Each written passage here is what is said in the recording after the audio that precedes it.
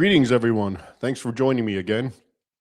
Today, we're going to talk about the many lies that permeate academia. As you know, I talk about history. I talk about Islamic history, Islam vis-a-vis the West, against Christendom, jihad, crusade, all that sort of thing. And one of the main reasons that have compelled me to write books on this topic and to talk about this topic is because it is being misrepresented wildly by a lot of academics. Not all, but it's the mainstream consensus, basically presenting a false narrative about what Islam is, how it came about, how it spread, what living under Islam was and is, and of course, its relationship with the West and other civilizations. And so, where does it, that's why I've been working on it. But today we're going to talk about it on a more fundamental level, which is basically how this sort of false narrative, downright lies, if you want to be honest, came to be so codified. And the simple answer, of course, is through schools, public schools, colleges, universities, junior colleges, from as far as I see it, it could be from whenever Islam is being taught in history, whatever grade that is in public school systems, all the way up to graduate school, postgraduate schools, until you have people writing books and authors and professionals talking about it. So we're going to look into it, and we're going to look at the receipts, as they say. So today I brought Dr. Timothy Furnish. He's going to join me. He himself has a lot of experience with this. He teaches courses on Islam on a university level. He'll tell us exactly what he does and where. But if you recall, we had a live stream, he and I, a while back, and this topic came up about all the lies that permeate textbooks, history books that deal with Islam, which he's dealt with firsthand. So I'm going to bring him on, and we're going to talk about that. And like I said, he'll give us a lot of the receipts, and we will, after, I think he has several books, textbooks that make certain points, and hopefully we'll go through them one at a time. There's probably going to be patterns and themes that emerge that are very similar from all these textbooks. And then we'll go from there. So without any further ado, let me bring him on. Hi there, Tim. Thanks for joining me again. Good to be back, Raymond. Okay, so let's start by, if you can just tell everyone what are your credentials? What is your background? Why can you speak with some authority on this topic? I've been teaching this whole millennium college. I finished my PhD at Ohio State in 2001 in Islamic history, specifically on Mahdism, our favorite topic, right? And I've been teaching. I taught for 7 or 8 years full time, and then I went and started writing books that don't sell well enough. So my wife told me to go back and get a part-time job. So I've been teaching part-time for years also. So I've taught undergrad, graduate, private, public. I've also done quite a bit of lecturing, and we can get into this maybe later on once we get past some of the academia stuff.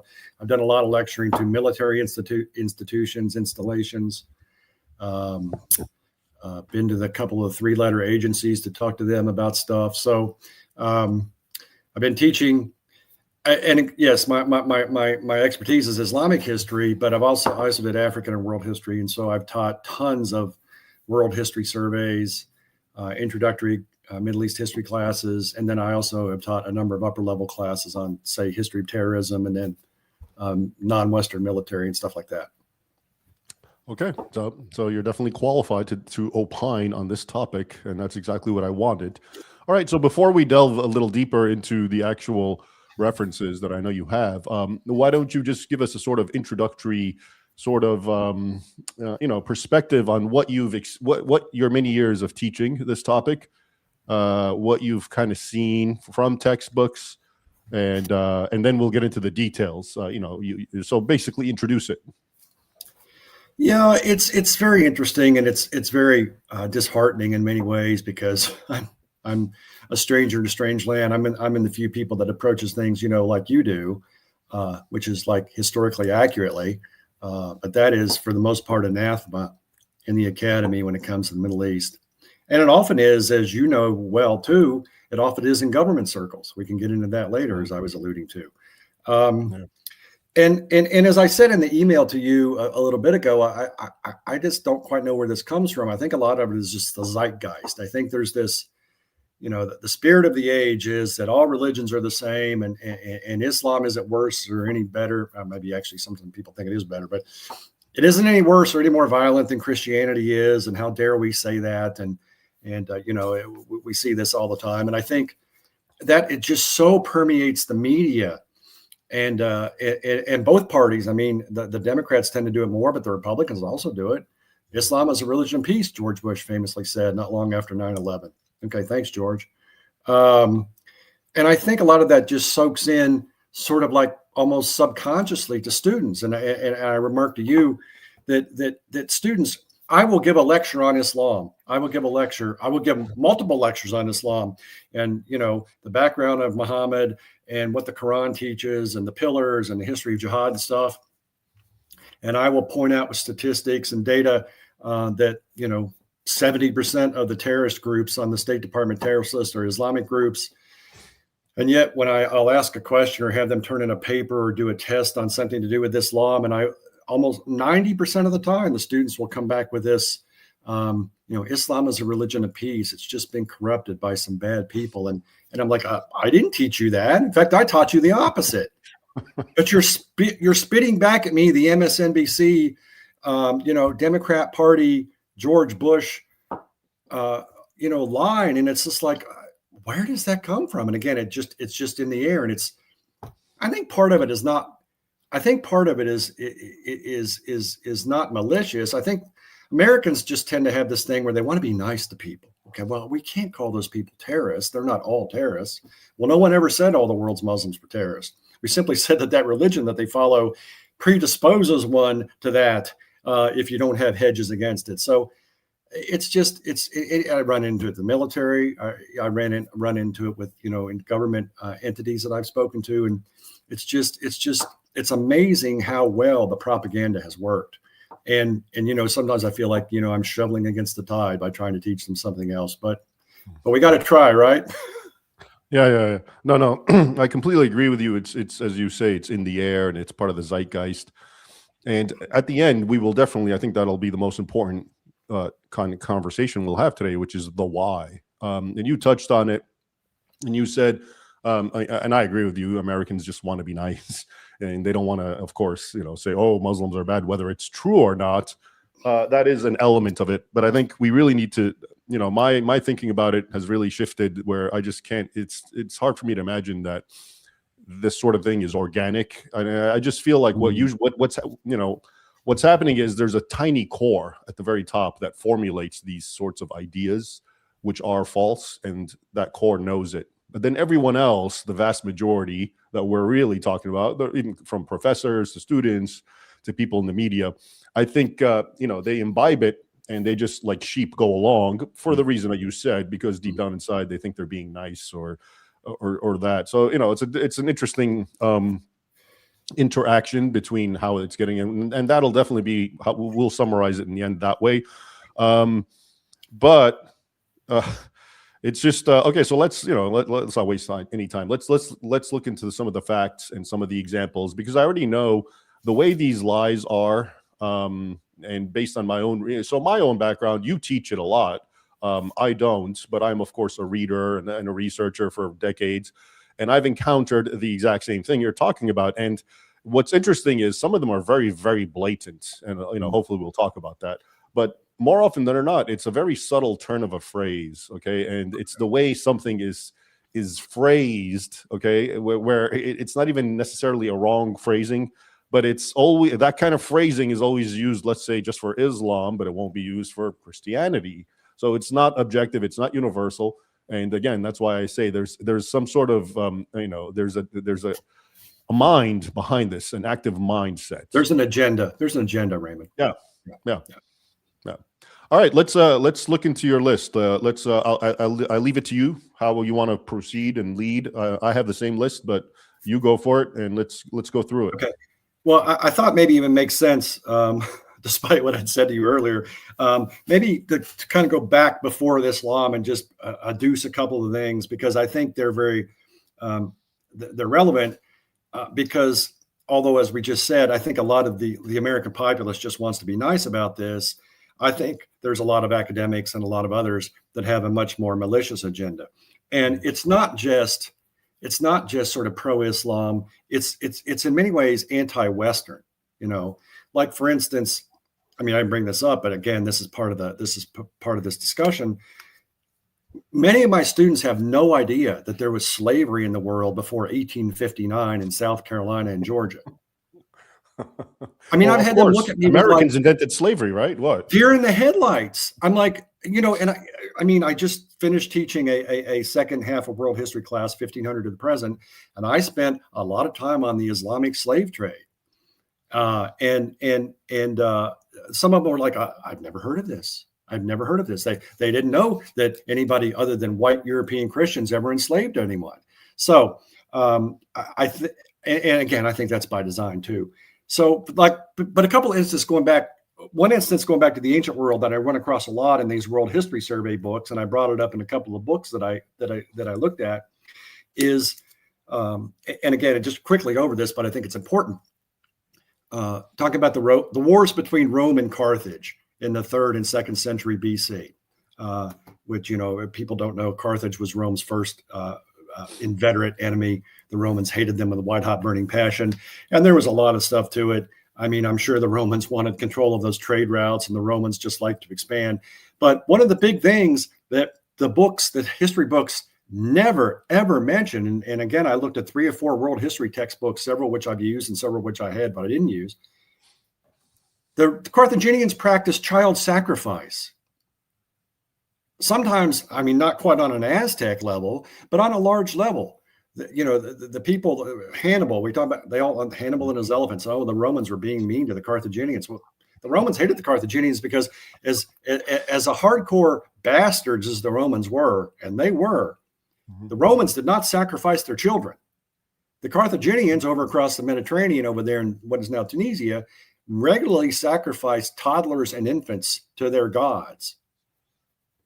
Textbooks don't say that. And the Romans noted this too. It's not just us in posterity, Right. you know, moralizing. Right. The Romans themselves cited this. Yeah, Cato and others are like, here's a good reason to wipe those people out. Yeah.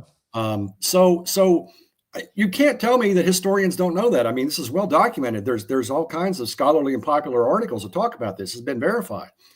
So to ignore something that pernicious, and again, as you point out, something that the Romans themselves talked about, shows me just it's clear anti-Western bias. The Romans are the bad guys, and anybody the Romans conquered must have been the good guys. Even so, we'll just ignore the child sacrifice.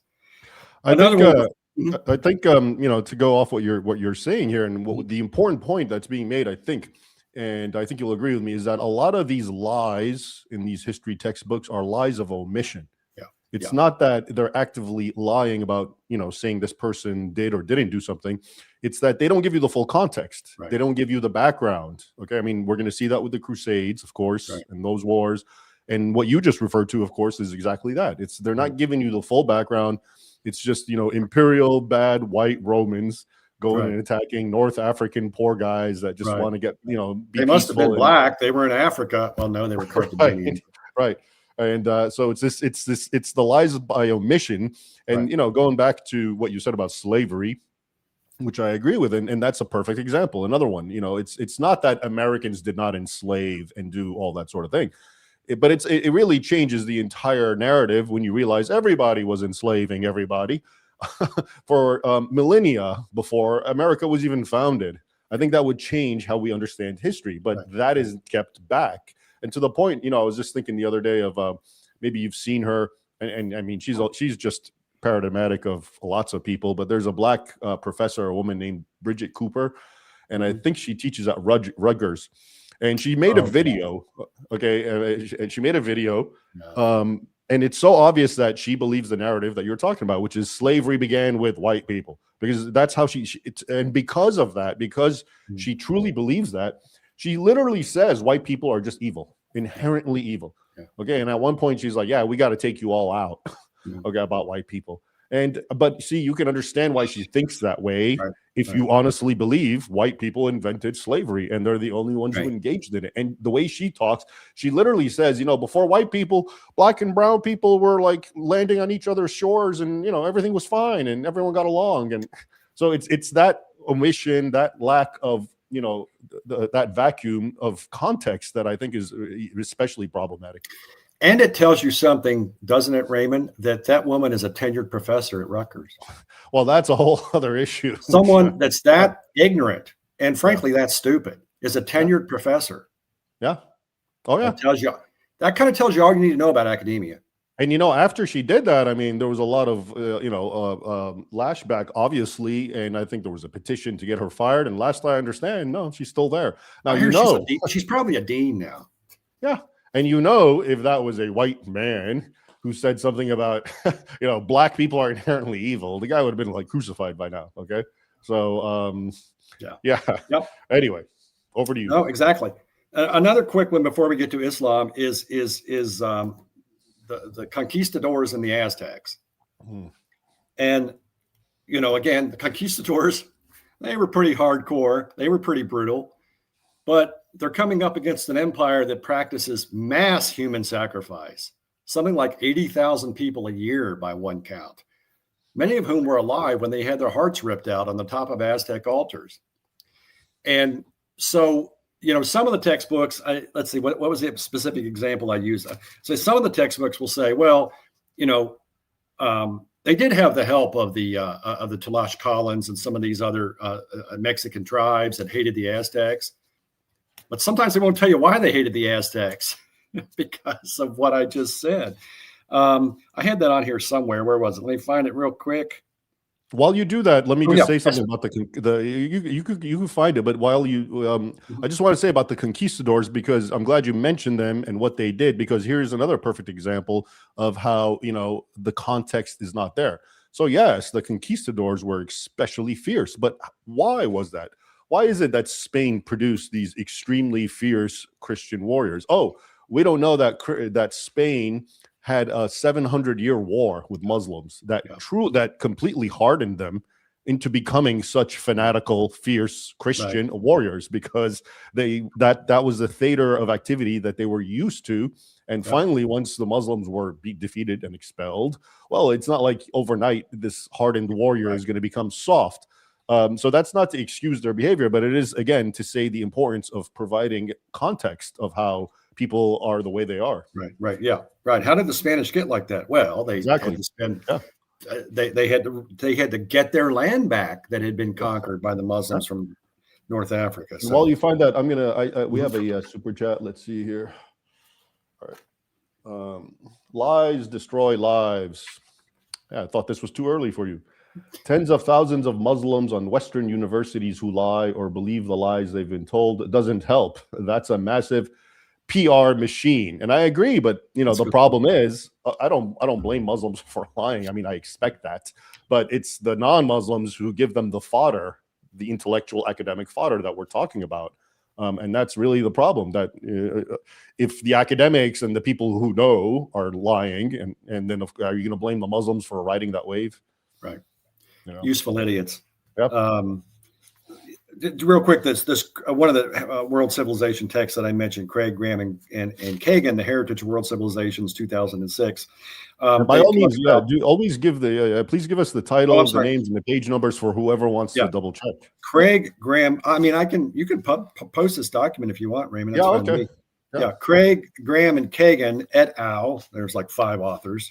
The Heritage of World Civilizations, published in 2006 by Pearson Prentice Hall.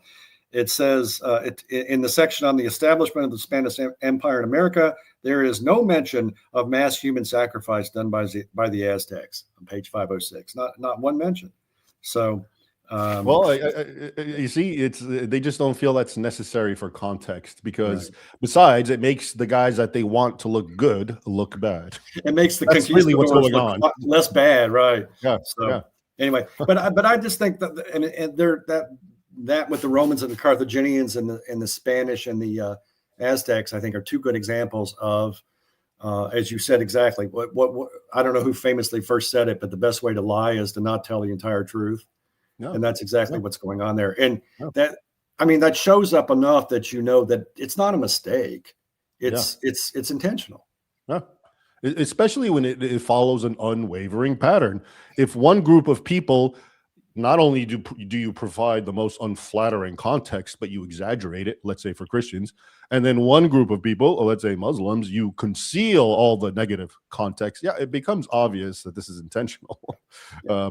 It wouldn't be intentional if it was both groups are equally, missing context or whatever. But we have another, I'm going to try to take these as they come up while you pull up different text.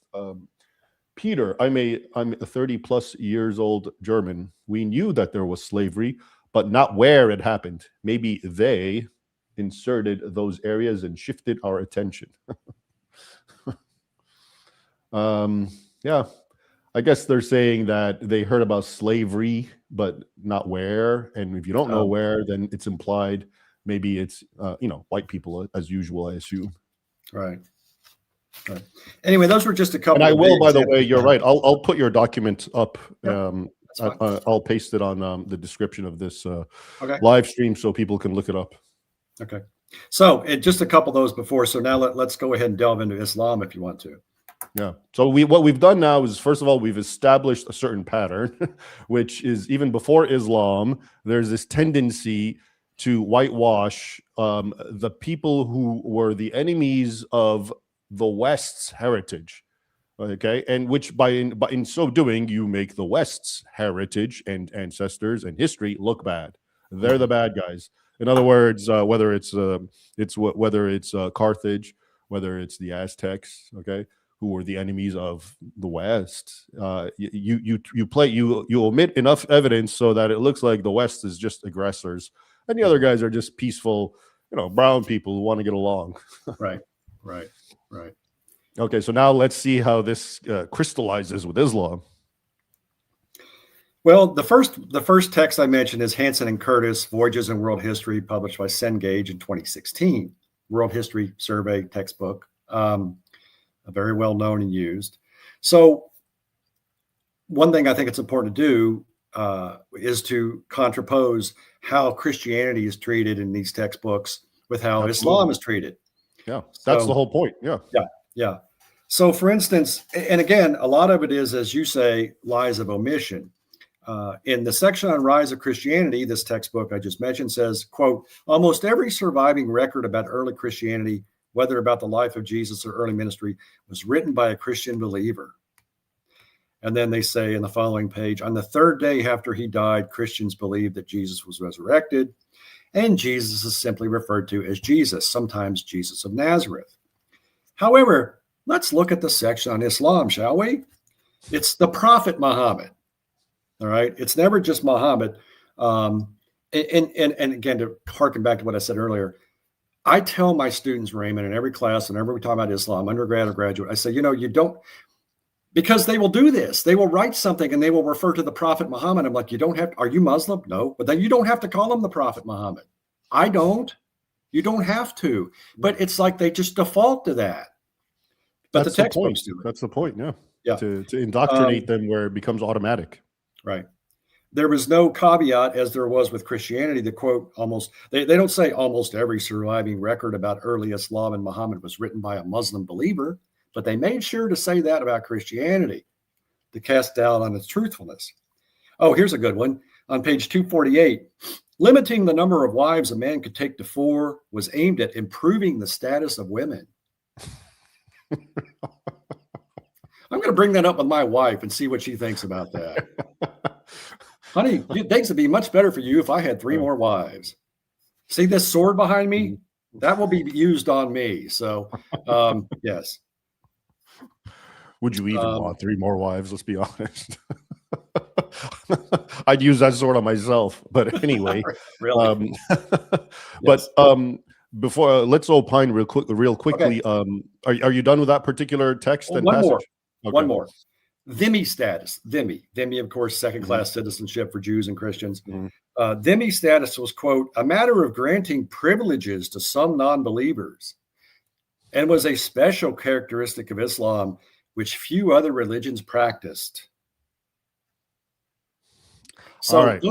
those people made the ride in the back of the bus and get out of the way when the Muslim rode by on a horse and had to drink out of the separate drinking fountains. That was for their advantage.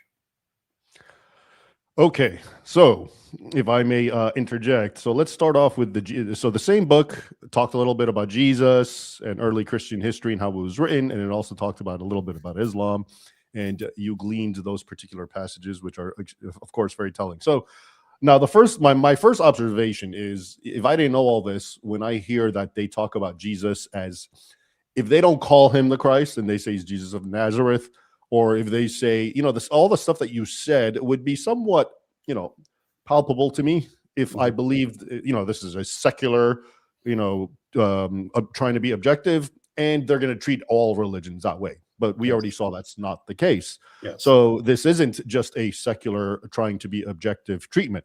This has an agenda. And on the one hand, the agenda, of course, is to convince in the minds of most of the kids who are reading this or being taught by this are in a historically Christian nation. So we want to put it, we're sowing seeds of doubt into their head. Okay. All that stuff that you have, the Bible, it's written by, biased Christians, fanatics who just made it all up. And we keep also referring to him as just Jesus, not Jesus Christ, Jesus of Nazareth. What else did you say about how they talk about the New Testament or Christianity? Everything was written by a Christian believer. Oh, on the third day after he died, Christians believe that Jesus was resurrected. Yeah. Okay. Yes. Yeah, exactly. So, okay, like I could accept that. I could, because it's true. It's Christians who believe that. I don't expect atheists to believe that. So that's fine. But now when we turn to Islam, it's very interesting because, like you said, it's funny you talk about the Prophet Muhammad, because this is a thing. And I was actually, I did a video interview with someone a couple of weeks ago. It's a woman from Britain who is no friend of Islam. Very, very, like, she's as they would say, based. She's on board with everything.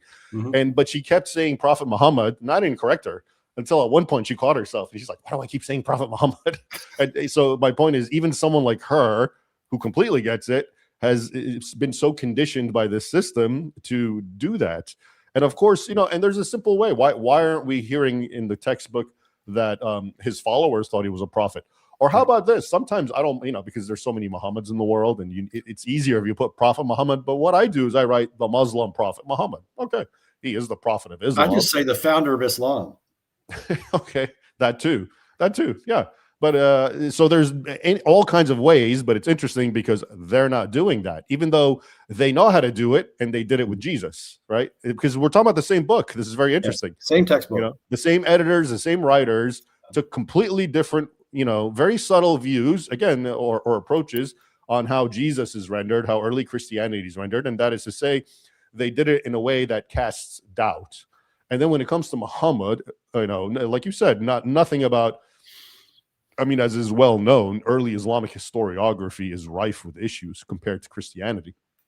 And the issue and the point that only Christian believers, or overwhelmingly Christian believers, were the ones who mentioned Jesus. Well, that's not true at all. We have Tacitus, we have Josephus, Suetonius.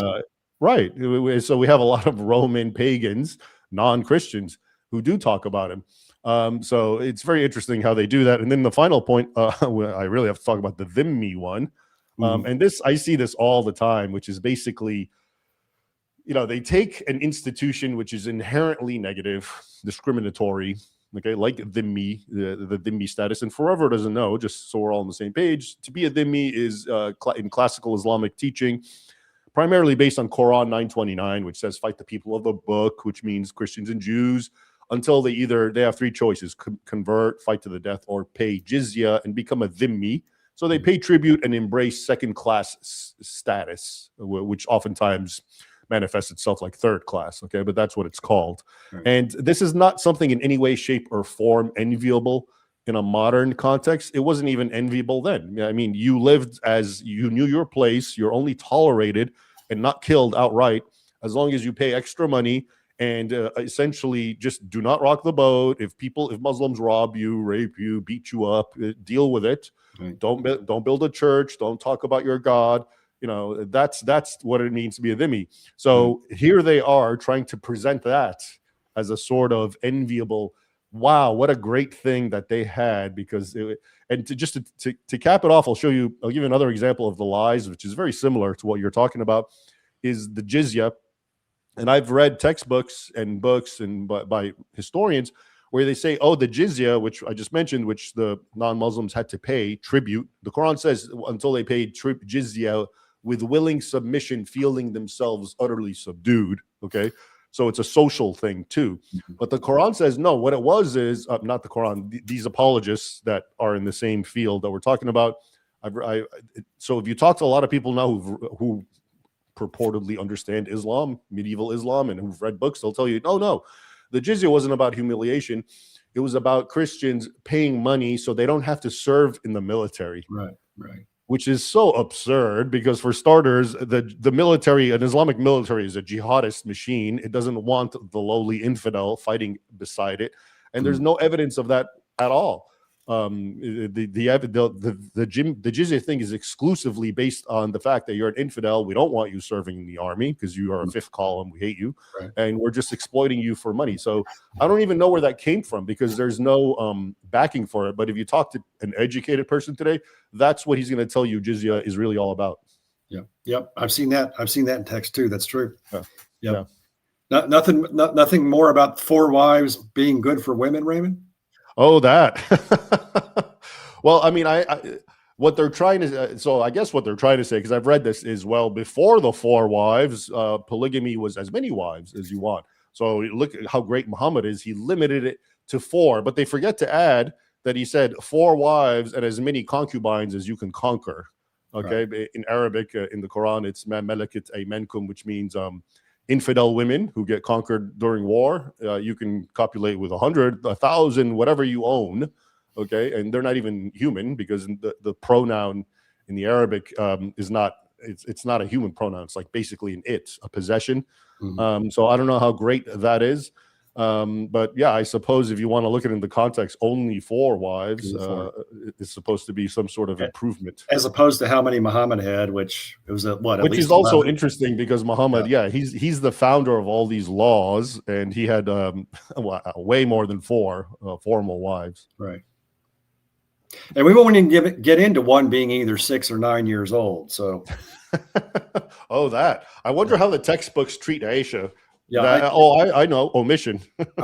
I've never seen Aisha mentioned in one of these textbooks ever. Yep. No, good that point. Makes sense. Here's okay. So, okay. Want me to go to the next one? Yeah. Craig, Graham, and Kagan et al. The Heritage of World Civilizations, Pearson Prentice Hall, 2006. All right. Again, we get some of the same stuff we got in the previous one. Jesus is referred to simply as Jesus of Nazareth, and we also get the quote, and his followers believed he was resurrected on the 3rd day. Boilerplate. Let's see. But in the Formation of Islamic Civilization section, pages 304 following, the Muslim account of Muhammad's life is related as fact. For instance, quote, on repeated occasions, revelation came to him. Right? Not Muslims. Not Muslims believe revelations came to him. He's also called the prophet, and in this textbook, they actually capitalized prophet. In the other textbook is at least lowercase. This is capitalized. And it says, here's a good one, quote, in the Quran is, quote, the ethical monotheism of Judaic and Christian tradition.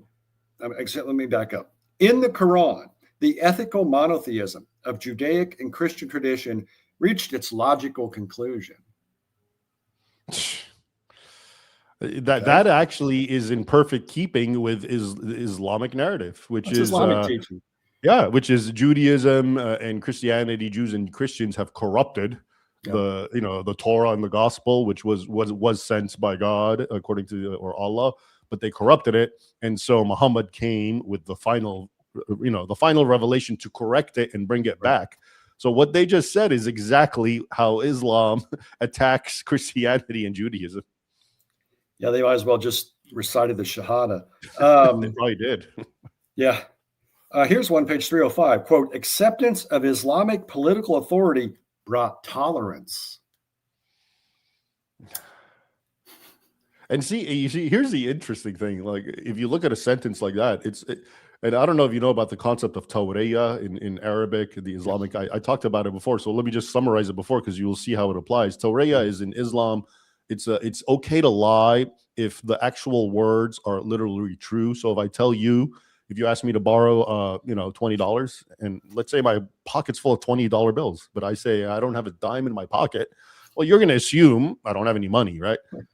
But but I didn't lie because I really don't have dimes. I do have 20s, so I didn't lie. So this is a very interesting. This is a well-known in Islamic principle, and what you just said, it completely accords with it because what you said is basically Islam brought acquiescence to Islamic authority brought tolerance. Is that what Brought tolerance?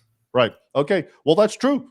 If you submit to Islamic authority, you get some measure of tolerance. But what if I don't want to submit to Islamic authority? Oh, I get killed. Right. And so what about that? What if I want to be a free infidel? I want to be a Christian. I don't want to be under Islamic authority. You see how they're not giving you, once again, it's the omission is not, the full context is not there. And, maybe we should say at this point, maybe it sounds like we're carping, but we're really not, because again, you get this repeatedly over and over. And again, I looked at just 3 world history textbooks and then 2 other textbooks we'll talk about. I dare say I have a shelf over there with 12 or 15 of these. I bet you I could have gone through all of them and found examples of this. And this is how this is taught. Again, this is undergraduate college level. This is how this is taught in America, because American kids learn nothing about Islam in high school. They don't learn much of anything in high school. But I know I've taught the products of public schools. I mean, my wife and I donated several organs so we could send our kids to Catholic school, and we're not even Catholic. But well, that's telling. Close enough the current state of academia and public schools, but they also had a much better football team, and I got one that plays college football, so that worked out. But these, this is probably, for 95, 98% of American young people, this is their first exposure to anything to do with Islam besides what they hear in the media, and as we said, the zeitgeist, and this is what they get. Yeah, this is what they get. And it's important to note, whoever's watching us, they may be thinking the stuff that you've mentioned so far is not that big of a deal, because that's how some people think. But it really is a big deal because it's a very subtle use of a word. Yeah. And on the one hand, like, okay, big deal. They called him Prophet Muhammad and they didn't call Jesus Christ. What's the big deal? Or they said Christians believe that Jesus was erected, and they say Muhammad received revelations. Right. So it's a very subtle distinction. But if you understand the nature of education and how the human mind works and develops and imbibes and synthesizes information, those little minor details are completely, have a major impact on the mind of people insofar as how they understand Islam. Effect. You hear it over and over. I bet if you went and found a sociology textbook or a history of religion textbook, it would be probably even worse. Oh, yeah. And to go to your point about, we're going through a very select amount of text, but they're everywhere. Oftentimes even worse. I've seen them so many times through the years, and the more the book is recommended. I remember this all the time when I would go, and this is why I'm so grateful for Amazon. Whatever a person may think about it, and I don't know anything about it, but I get a lot of books through Amazon, or I used to. And why I'm grateful for that is because before Amazon, you had to go to Barnes and Noble, Borders, these bookstores. And if I went to the Islam section, until today, if I go to the Islam section, it's going to be those books that are exactly what you're talking about, but even worse. Okay, the Karen Armstrong type books. These are the books that are available at John Esposito. Okay. Yeah. And so this is why it's nice that you have something like Amazon where you can actually go search, find an old book or any kind of book and get it. Whereas before you were just limited. That's all there was to it. You couldn't even expand your horizon if you wanted to. And by the way, Karen Armstrong and Esposito will be the people that will show up on PBS, or NPR. Anytime there's a special on TV about Islam, it will be the leftist scholars who basically whitewash Islam. But again, this is part and parcel of this whole agenda. And we can't now proceed, now that we've mentioned Esposito, without me quoting his famous excerpt, which really is like the creme de la creme of what we're talking about. And if you don't know what I'm talking about, I've quoted it so much, I think I got it verbatim. But he writes in his book, Islam, the Straight Path, that 5 centuries of peaceful coexistence elapsed between Muslims and Christians until an imperial papal power play led to a series of so-called holy wars that have left centuries of distrust and resentment from Muslims. Okay, so that book's and on my we'll get shelf into behind that. me. I should have probably burned it. Yeah. Yeah. And this is the guy, so everyone understands, who he was at Georgetown. He was a Georgetown professor. I think he's emeritus professor now, but if he's even still alive, I don't know. But he was also the editor of the Oxford Encyclopedia of Islam. So Yes. someone who gets it so wrong, probably whether intentionally or not. Okay, Oh, you know it's intentional. He knows better. He's just of course. lying. And then we're going to get to the why. But and here's another one I'll just mention, because it's in that same I usually mention that excerpt I just quoted. Mm-hmm. But a few sentences later, he also goes on to, he kind of talks about the First Crusade and how how the Pope Urban called for a crusade, and everyone said Deus vult. And then he mockingly writes, God may have willed it, but there's no reason to believe the Christians in the Middle East wanted this. And he basically talks about how the Christians in the Middle East, right at the dawn of the First Crusade, were just so happy under Islamic rule, when I know for a fact, because I've quoted them at length, that the Christians of the Middle East were under extreme duress right before the First Crusade, were being abused, slaughtered. The Patriarch of Jerusalem was constantly being slapped around, beaten, thrown in jail. That's him, not to mention everyone else. And when the Crusaders did go there, the indigenous Christians repeatedly fell on the floor, kissed their feet, literally thanking them for coming. And he writes, oh, but there's no, God may have willed it, but the Christians didn't want that because they were happy under. So it's the lies are just so, anyway, I just had to get that. Well, he was the head of that Center for Christian Muslim Understanding or whatever, right at Georgetown. Well, wasn't that which was funded by the Qataris? The Saudi multimillionaire, I forget. Yeah, I think it's still there. And that was all happening when I was in Georgetown University. This is all, I was there around 2001, I think, and 2. And I remember all that. And the funny thing is, and I this goes to what we're talking about, because I was younger then. I'm a college student. I mean well, I'm trying to learn. I'm trying to be sincere and study. And I had no clue as to the corruption that we're talking about now. I did not in any way, shape, or form understand. I thought if I'm reading a book by a well-known professor, then it's going to be a true book. Right. I didn't get this. You know what I mean? And I'm sure a lot of well-meaning young people who are in schools, from public schools to college and graduate school, approach it the same way, especially if you're a person who studies history, because people who are inclined to study history are not interested in politics, and they're somewhat otherworldly in a sense. We're not caught up in these games. So I honestly didn't get it, and until much, much later when I started realizing, oh, this is a business. Oh, this is intentional, because I remember I would say some of the stuff I would say. I had a little interaction with Professor Volt, who was a colleague of of Esposito in Georgetown, where he was there pontificating, and I just well-meaningly asked questions that put him on the spot. I was like, well, what about this and what about that? And you could just see he got so annoyed and just like, I mean, I don't remember what he said to me. This is like over 20 years ago, but it was kind of like really rude, kind of like, shut up, I'm the professor, what do you know? And it ended like that. So anyway, just a memory of, for people who don't know how graduate school is, and and how these little lies that we don't understand can impact us, especially people who mean well and don't realize that even scholarship, even academia, even history, and we're going to talk about that, are so politicized because they are very powerful tools. Yes. Yep. Exactly. All right. All right. I'm sorry. Continuing with Craig, Graham, and Kagan, Heritage of World Civilizations. All right. All right. The section on the Crusades. And this is our favorite thing, I believe, Raymond, or yes. our least favorite thing, I should say. There is nothing about the Fatimid Caliph al-Hakam taking the Egyptian army to Jerusalem in 1009 and destroying Christian churches, including the Church of the Holy Sepulchre. Does not even mention it. And while I'm on that topic, let me go over to Diker and Spielvogel's textbook, The Essential World History, Cengage 2020.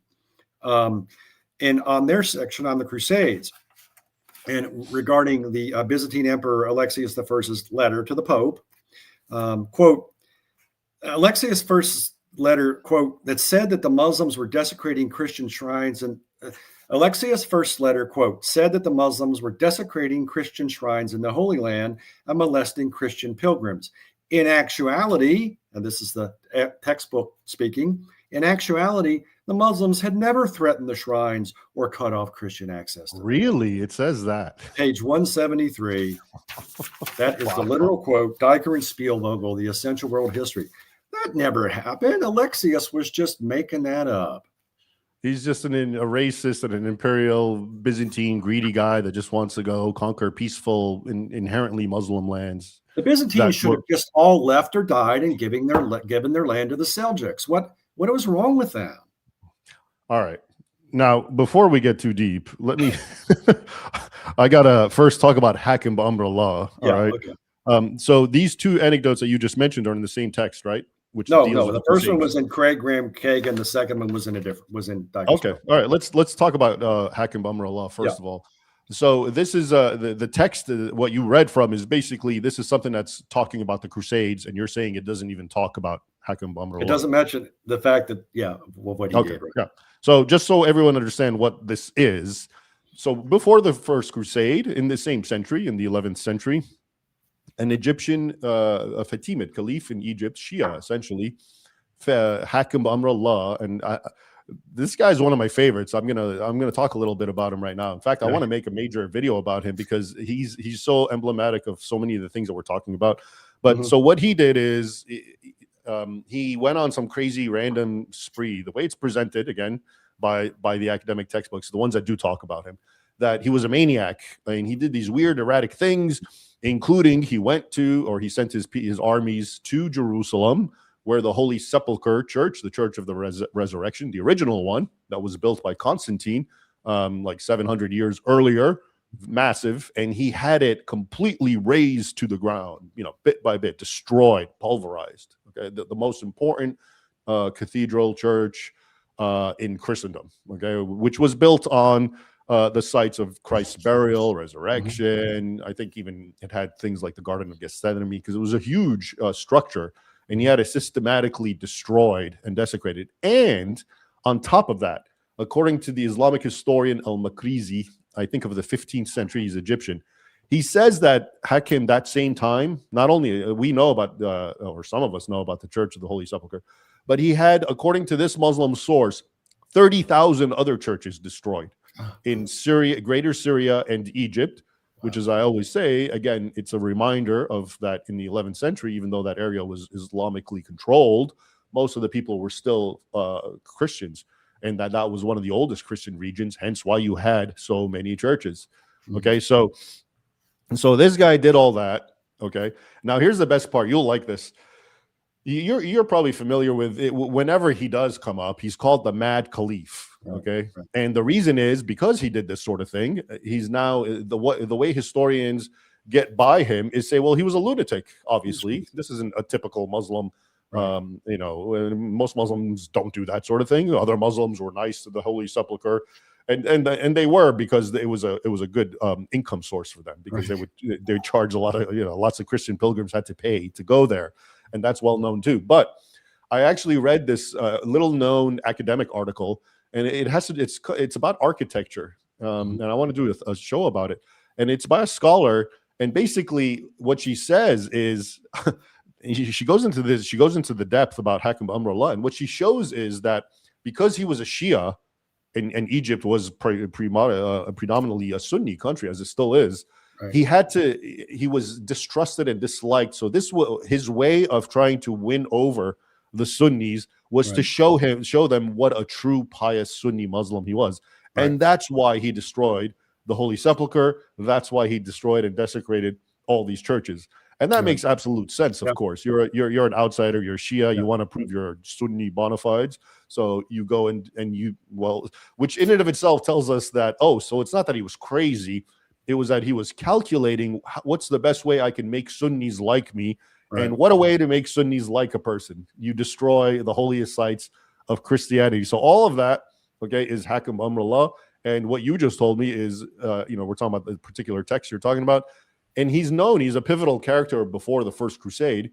In fact, there was what the Pope at the time wanted to launch what would have then been the First Crusade, but nothing came of it for whatever all sorts of historical circumstances. But that was the gravity of what he did, and not a word in this textbook or any textbook really. Right. And that was about 90 years before the First Crusade, but they knew about it. So one textbook doesn't mention it, sin of omission. Another textbook says that Alexius, the Byzantine emperor, who again asked for help from Pope Urban, mentioned it, but this textbook says, oh, there's actually nothing to back theirs. No, it doesn't say there's nothing to back it up. It says, in actuality, Muslims had never done this. Can you read the exact quote again of what they say? The quote is, okay. Alexius I, quote, said, and again, in his letter to Pope Urban, Alexius I, quote, said that the Muslims were desecrating Christian shrines in the Holy Land and molesting Christian pilgrims. In actuality, the Muslims had never threatened the shrines or cut off Christian access to them. Well, I guess, hey, they didn't threaten them. They just destroyed them. Yeah, it's true again. It's true. A little Telrega. All right. Do you want me to elaborate on this, or would you like to? Because this one needs some serious unpacking. Lay on, McDuff. Okay, so they're saying that Alexius basically said, "Oh, these Muslims are doing bad things," and but the text wants us to know, no, that was a lie. They weren't doing anything. So basically, Alexius was a warmonger and a liar who artificially created a pretext to go and launch a First Crusade because he obviously played an instrumental role. Meanwhile, in reality, we have copious documentation, primary sources from eyewitnesses of what Muslims were actually doing to Christians. And this is one of the most horrific times. This is the rise of the Seljuk Turks, who are now running amok in Asia Minor, which was much of it was Byzantine land. And, I wrote an article. It came out on April 24th. About the Armenian genocide. That's Armenian Genocide Remembrance Day. And so this is all fresh in my head because my argument is actually the Armenian genocide didn't start in 1915 and 16 as we're told. Now it actually started over 1,000 years ago in 1019, because that's when, and I quoted from contemporary and near contemporary sources, Armenians, especially like Matthew of Edessa, who talk about the rise of the Seljuk Turks and what they did in Asia Minor, which included killing tens, if not hundreds of thousands over decades, from like 1019 up until up until near the First Crusade. Tens of thousands of Armenians and Georgians and Greeks, burning literally thousands of churches, turning entire Christian cities into wastelands, plundering them. And within all this also was the traditional Islamic hostility for Christian symbols, the destruction of crosses, destruction of icons, Christian statues, decapitating the statues, gouging their eyes out, that sort of thing. And I only tell you that so you understand this isn't just some barbarian pagan conquerors. They are, but they also had an ideological component fueling their animus, which is, again, important to keep in mind. But so they do all that, and then they also conquer Jerusalem from the Fatimids, who, as we just mentioned, what they did. And during this time, they really engage in some of the most graphic abuses, which I touched on about what they were doing to the patriarch, completely beating him up, mocking him, trying to extort all the money they could, throwing him in jail until Christians would raise money. Then they'd take him out and throw him back in for more money, raping women, enslaving people. And European pilgrims would go there. They would travel thousands of miles on foot. And when they get there, they wouldn't even be allowed entrance until they pay. And sometimes they pay every last penny they have, and they'd still kick them out. And people would die during the voyage. And one of the most notable instances, which is well recorded, is this German pilgrimage in 1064, which they all got attacked and killed. A pilgrimage to Jerusalem. They all got attacked and killed by the Muslims, the Turks. And it talks about one beautiful nun and how everyone warned her, don't go, but she was very devout and she wanted to go worship in the holy sites. And it literally says she was gang raped to death. And then it says, and these shameless men did these sorts of things to Christians very frequently, very often. I have it all cited in Sword and Scimitar, I think. So that's what was happening. And as I mentioned, when the First Crusade went, we also have this curious aspect of all these indigenous Christians, Armenians, Assyrians, falling on the floor and like kissing the feet of the Crusaders, saying thank you. And wherever the Crusaders would show up, for example, in Edessa, the Christian subject people would actually help them to overthrow the Muslim rulers. So it's amazing that here's a textbook saying, and you know, the Alexius, what you're talking about, I'm familiar with his letters, as I am with Pope Urban II and what he said. And what they do is it's a litany list of all the atrocities that the Muslims, as I'm describing, were committing. They talk about, you know, pulling the entrails out of people, Christians, tying them to columns and whipping them, making them run circles around the columns until their, you know, guts completely spill and die. Okay, so, and you know, raping women on altars. And we have lots of documentation of that. And here is a textbook telling you, oh no, that's all lies. And actually the bad guy is the Christian, because he just wanted to go there, not to help Christians, but just because he was a bad man who wanted to hurt peaceful Muslims. Did I get that right? What's really, I mean, this is depressing on so many levels. It's depressing on the level of, again, indoctrination. Because people think, well, what difference does this make, you guys? Well, because people base their modern opinions on political decisions and who you vote for and what you think about, I don't know, mass Islamic immigration in the United States on information that's not correct, because they've been taught stuff like this. But it's what's really depressing is, if I'd have to go back and look, it's over there, I don't want to get up, but Diker and Spielvogel, if I remember correctly, one of these two is actually an Islamic historian, if I remember correctly. So, you know, they know better. I mean, your only two alternatives are either they are massively ignorant, in which case, I mean, look, I mean, there's a lot of stuff that goes into a World Survey history text. I mean, I shudder to think, you know, trying to write about stuff about like Chinese history, which I would know very little about. But you know, you have to vet this stuff. You know, I've served as a reviewer for some of these books before. You know, a new textbook was coming out some years ago, and they sent me a bunch of stuff, want to know if I could vet it, you know, go through this section and see if, you know, this stuff on Islam and stuff is accurate. And this was one just a few years ago, and it was much better than some of the stuff I'm reading. But either the guys doing the textbook are ignorant and didn't do their homework, or they're lying. Either way, it's like, well, why are you teaching people? Why are you putting textbooks out that teach people if you're doing one of those two things?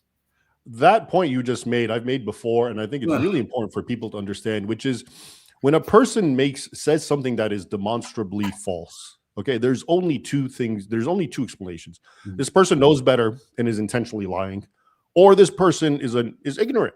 And like you said, if that's the case, why is this person teaching and writing history books? Why would I listen to you? Yeah. Okay. And I mean, like we said, this is demonstrable. I mean, all the examples you've been giving, some are subtle, you know, little word games that they play about, you know, Prophet Muhammad, but Jesus of Nazareth, but it's still obvious. It's intentionally disingenuous. But now we're getting to some deep stuff, like that last one, trying to make, you know, Alexius making it all up.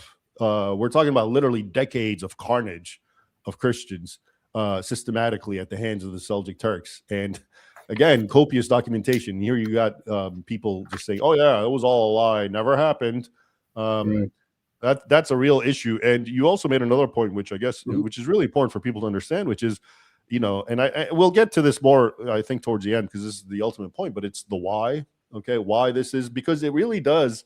It's not just some random history, like kind of like, okay, that's what happened in the past, who cares what I believed. No, these thoughts, once they get into your head, they actually they control how you think about the present too. And I think that's the whole point, which we can address. But there's a couple of more super chats. Let's take them real quick here. Okay, here's Pop the Kettle on Love. The government produced texts for GCSE and A levels on religion are so censored. The kids and parents who have seen it all think Islam is the peace. That must be British, because I see a pound sign up there. Yeah. Well, oh man, if we're talking about American textbooks, I think British textbooks take it to another level that's beyond surreal from what I understand about Britain. So yeah, I'm sure. It's too early, but your live streams are well, thanks. Glad to hear that. Lives destroy lives. M. Songbird. I even ran into this in our Gosh, homeschool textbooks this year. Well, okay, homeschool textbooks, they ran into that's this. interesting. We used Mystery of History, Volume 2, and found Islam whitewashed throughout it. Now, are you familiar with this Mystery of History? I'm not. No, I'm not. But look at that. Even homeschool books, which might be, again, you see, once you wind up the lie and it goes on its own, people, well-meaning people will just pick it up. It's not that's what I mean, where it originates as an intentional destructive lie, but then it takes a life of its own and it just gets carried by well-intentioned people who just assume it's true. If you repeat a lie often enough. Yeah, exactly. And lies destroy lives. It might be easier for 4 wives to deal with an abusive husband than for 1 wife. That's true. That's true. They could gang up on him. Yeah, so actually, Muhammad but you was got to ask, if he was abusive, why would 4 women fall for it? So, in the first place, but maybe, but Muhammad was being altruistic towards women, I guess. I share a video or article of yours almost every day. Well, thank you. Your many years of hard work is beginning to pay off. Stand firm, Raymond. The principal part of faith is patience. George McDonald. George McDonald. Every time he comes up, and lies destroy lives, brings him up. He's a great theologian. Anyway, as you were, Tim. Yes, sir. Okay, so going back to Diker and Spielvogel, here's another good, because I finished the Craig Graham Kagan one. We're done with those quotes. Back to Diker and Spielvogel, which is the one that said that Alexius basically made up the stuff in the letter. Oh, you'll like this one. Quote, Jesus of Nazareth was a Palestinian Jew.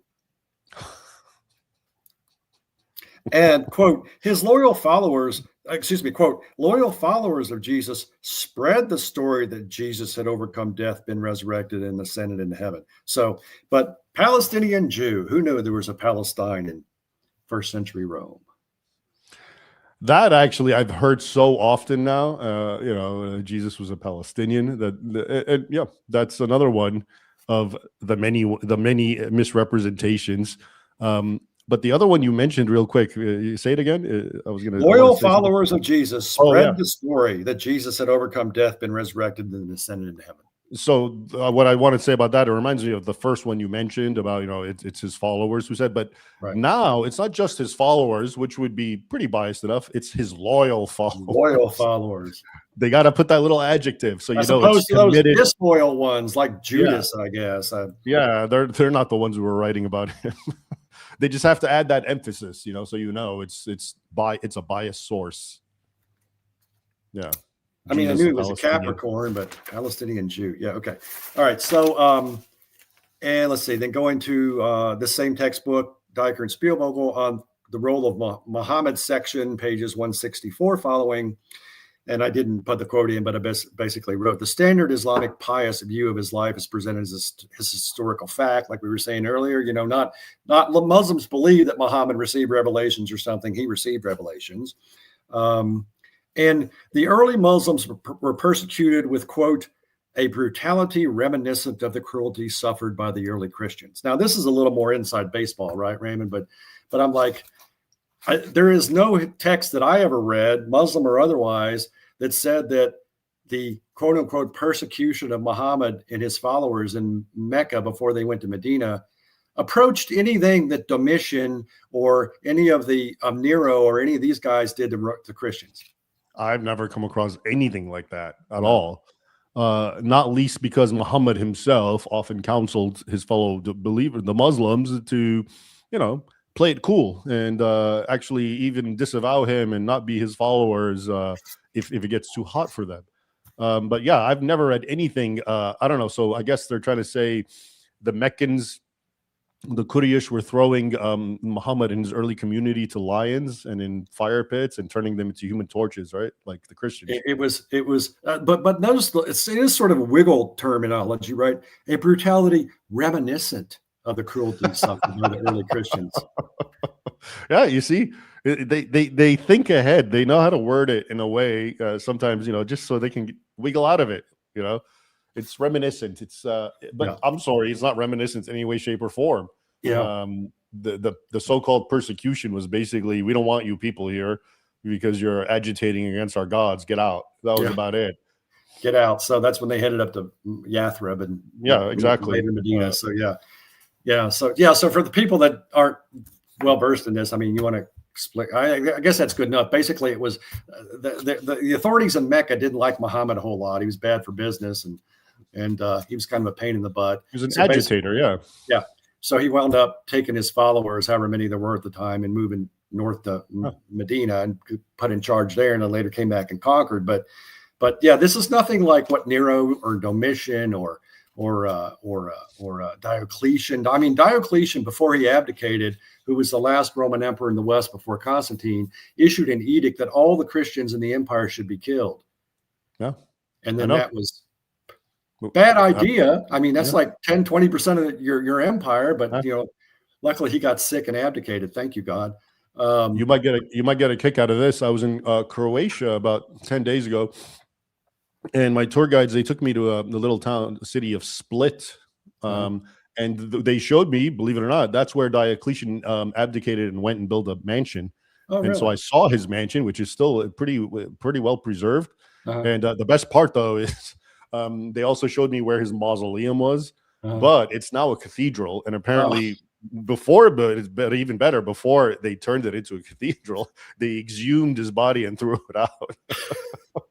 Little payback, I guess. Karma. Asleep. Christian karma. Yeah. That's interesting. Wow. Okay, here you go. Here's a good one. Same textbook, Diker and Spielvogel, page 168, further on in the same section on Islam. Both the Quran and the Bible contain passages that encourage the spread of the faith by whatever means are necessary. I guess go into the world and baptize all nations in the name of the Father and the Son and the Holy Spirit is right up there with jihad. Is right up there with go and give people, put the sword to their throat and say, convert, die, or pay tribute. Yeah, they're on the same level. Surah 9:5, right? Yeah. I think what we're seeing here, and this is going to be an important, one of our closing topics, and this is one of the greatest evils and maladies of the modern world, the West especially. And in a word, it's relativism. It's just this idea that there is no truth, including historical, apparently. And it's just any way you want to present it. And it's always good to relativize because we don't want one civilization to look better than the other. We don't want Christianity, for example, to look better. So we're just going to keep relativizing everything. And we'll get into that later. But it is absurd in any way, shape, or form to call the Great Commission, which, of course, by any means necessary. So Jesus said, go preach the gospel by any means necessary, because any means necessary include up to include what Muhammad said, right? Which is outright violence and threats of death. I don't recall Jesus saying that. No, it must have been in 3rd Thessalonians. No, I mean, it's just absurd. Yes. Okay. So anyway, so that's what I have on the history survey textbooks. Okay. Okay, so then I also have a Middle East textbook for an upper level class, and then a book on history of terrorism. So, let's get into it. Okay, so Galvin, who's a UCLA professor, I believe, I've taught modern Middle East history, which is generally from 1800 to the present. I've taught it a number of times at a couple different institutions, and there really just isn't. You probably know this. There really isn't one good text for this. There just isn't. So Galvin was the least bad one I could find. So before your viewers and listeners go, well, if you didn't like this book, why did you use it? It's like the pickings were slim. Let me put it that way. No, I get it. I know what you mean. Yeah. Yeah. So Galvin, the Modern Middle East, Oxford University Press, 2016. Of course. Yeah. Yes. The notion, quote, the notion of a class of civilizations is ahistorical. This is in his preface where he just tears into Samuel Huntington. And quote, why should we associate the problems of the Middle East with Islam or some innate cultural flaw at all? So do you want to talk about Huntington a little bit there, Raymond? Sure. So Samuel Huntington, he's the author of the Clash of Civilizations thesis, which I think became a book, which I read way back. Yep. Which makes perfect sense. Okay, you have different civilizations. Yeah, Christians, Hindu civilization, Buddhist civilization, Sinic civilization, Islamic civilizations.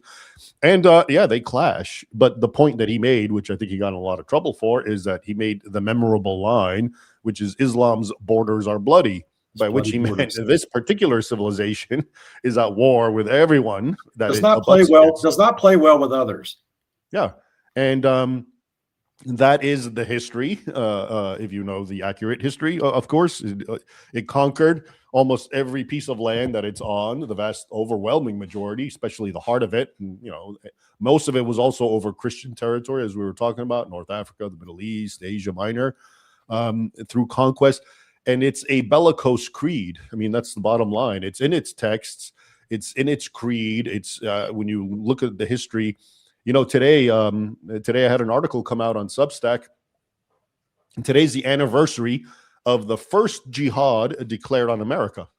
On May 14th, maybe you know this. This is when the Pasha of Tripoli declared jihad on the United States and had his men climb up the flagpole of the U.S. consulate that was there and chop down the American flag and hurl it to the ground in disgust. And the reason was because Barbary. This is what led to this is essentially the first Barbary War. But as usual, Muslims were preying on non-Muslims, and they were attacking Americans and U.S. vessels after independence, because Britain was paying tribute, jizya, to get the pirates not to attack it. And America was covered when America was still part of Britain. But after it became independent, the pirates learned this, and they were like, "Oh, okay, fresh meat. Now we can attack them." They started attacking American vessels, enslaving the sailors, torturing them. And long story short, this is when the U.S. started paying tribute to make them stop. But that particular Pasha on this date in history wanted more. And when Jefferson became president, he thought this was an opportunity to ask for more. He wanted something like the equivalent today of, I don't know, 5 million instant payment with like, I don't know, 1 million every year thereafter to buy off the Muslim pirates from attacking American vessels. And Jefferson declined, and that's what led to the first Barbary War, which is today. But since we're talking about all this, we have to, of course, summarize when Jefferson and Adams met with another Barbary ambassador, Abdul Rahman, and they asked him, "What's the problem? Can't we get along? Why are you guys attacking us and enslaving us?" And it's amazing. We have this letter. I think it's dated March something, 1786. And in the letter, Jefferson basically lays out what he was told by this Barbary ambassador. And he says, he told us that, the Quran, our book, the Quran, and our prophet say you are the enemy, and it is our right and duty to attack you wherever we find you and to enslave you, and that those of us who die doing this go to heaven. Okay. And it's amazing that this is an early piece of American history, and we have this letter, and we're still talking, 225 years later about, well, why are they angry? What's going on? We may never know the motive. Yeah, we still don't get it. Remember after 9/11, the big question was, why do they hate us? Why do they hate us? Well, I think it was laid out. It was laid out in that letter by Jefferson. They hate our freedoms. That's what Bush said. Not exactly. No, exactly. Not that. But anyway, so that's. I'm sorry, I went off on a tangent. What were we talking about? Huntington. Yes, Clash of Civilizations. And yeah, you read us that excerpt, which is kind of saying, well, why should we believe this? And the bottom line is, the Clash of Civilizations, the Huntington thesis, whether you like it or not. I mean, I know it's his thesis, but it's actually a reflection of reality. Anyone who actually understands or studied objective history knows that there is a clash of civilization, and that the pinnacle of it is anyone versus Islam, historically. And so it's amazing that you have this passage, and I'm going to stop now, but read it again. But I know it's saying, why should we believe this? And well, we should believe it because it's true. How about that? The notion of a clash of civilizations is ahistorical, quote ends, and another quote starts. Why should we associate the problems of the Middle East with Islam or some innate cultural flaw at all? Well, it is not ahistorical. It's absolutely historical. So that's the first lie. And the reason we should associate ongoing problems with the Middle East with Islam is because of continuity, because there have been problems with the Middle East and all the Islamic world from the beginning until now. So that's why we should associate it. It makes perfect sense. But see, that's the point. That's the whole point of these deceptive texts. They don't want you to know that, because if you don't know that, and to go back to 9/11 and when Islam was catapulted on into the American consciousness, which was around 2001, because people don't know this, that's why you have to find another reason. The easy reason, the intelligible, historically demonstrable, theologically demonstrable reason, is that it's Islam. Okay, that's what people knew. But if you get rid of that, you have to come up with a new excuse, Right. a new meaning. And so that's why right after 2001, it became prevalent to talk about Muslim grievances. Right. And it became prevalent to talk about colonialism and the Crusades. It became, so why are Muslims angry? Why do they hate us? It's because obviously we did horrible things to them. Because what else could it be? Right? Right. Yeah. And that shows up a number of times in this next book that I'll talk about, which is the book on the history of terrorism. But anyway, back on Gelb, the modern Middle East. Yes, exactly. To sort of dovetail with what you just said, the role, quote, this is a quote from the Gelb in the modern Middle East. The role religion plays in contemporary Middle Eastern life emerged during the second half of the 19th century. So religion wasn't important in the Middle East until after 1850. The second half of the 19th century? Second half of the 19th century. It's actually the opposite. The second half of the 19th century is essentially the rise of colonialism. And if anything, Muslims are kind of, secularizing, like Ataturk and the Ottomans, which is much later. And then I know that's the early 19th century, but... well, no, but the Ottomans in 1876... there was no religion amongst... Yeah, so the Ottomans and the Mamluks... Remember, the Ottomans tried to create a constitution based on Western lines. It didn't last because Abdul Hamid shut it down. But yeah, there was that trend starting. Yeah, you're right, exactly. If anything, the role of religion, in some circles, they tried to reduce it starting in the second half of the 19th century. That's not what it... And before then, religion, that is to say Islam, dominated the entire political structure of the Islamic world in the Middle East. It's almost surreal, the stuff that you're reading, and to think this is what young minds or all minds are being exposed to, just flat out lies. And mind you, I would put this in, and then I would spend like half of a class talking about how this was wrong. So good for you. Yeah. So pages 324 and 325 in the book, he gets into discussing fundamentalism, and he makes some interesting comparisons between Christian, particularly Protestant fundamentalism, because that's really kind of where fundamentalism comes from, and Islamic. Okay. And he does the usual, it's interesting, he does the usual disparaging of Protestant fundamentalists, saying, quote, Protestant fundamentalism is a doctrine of choice among less well-educated Americans living in rural areas. But he doesn't really go into, like, I'd say, okay, well, maybe that's fair to say. Are you going to then talk about Muslim fundamentalists being less educated, except that bin Laden wasn't uneducated? And, a lot of these guys are quite well educated. Yeah. So, I mean, if you're trying to make the parallel here that both fundamentalisms are, uneducated goat or sheep herders, that really doesn't fly. But of course it doesn't. Never has. Yeah. So but they can use that to talk about Christians, right? Right. Well, yeah. I mean, his main thing here, he spent more time talking about Protestant fundamentalism in this section than he did about Islamic fundamentalism. Yeah. Right.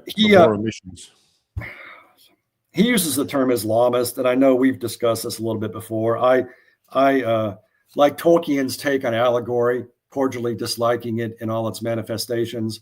This is the way I feel about the term Islamism. And, you and I have talked about that before. You know why I don't like it, but he uses the term Islamist throughout the book. And let me just explain. It's a dumb term, because what does it mean? Yeah, I know what they're trying to do. What they're trying to imply is that all the bad stuff you hear about Islam, the radicals, Islamists. It's Islamism. Right. But regular Islam is just great. And it's like, so what is the dividing line? I mean, I don't, is Islamism a different religion than Islam? I mean, what are you talking about? It's such another false dichotomy that's just introduced to confuse people. Yeah. Oh, here we go. To harken back to something you said earlier, this is page 354. Quote, America's misadventure in Iraq created the Islamic State problem in the first place. I think that's a little too simplistic. Yeah. I think that the Quran created the Islamic State. You want to go to root sources. Roots. Yeah. I mean, I think the American misadventure, you can say instrumentally led to it, but the origin of it, of course, is Islam, not Islamism, Islam. Misadventure in Iraq. Yeah. Anyway, okay, so this one may be carping on my point, but on page 358, he says that ISIS, Al Qaeda, etc., quote, have failed to win the battle for hearts and minds of Muslims. But then I put in that, but then why do so many support Sharia, stoning for adultery, execution for apostasy? And then I put a link into that Pew study from 2012 that has all those charts that show how many Muslims support all this stuff. So, I mean, I was like, used to tell my students, the dividing line between ISIS and Wahhabism in Saudi Arabia is about what, 1 micron thick, maybe. I mean, the ideology is the same. It's just who's going to do it, who's going to put it in place, and who's going to enforce it.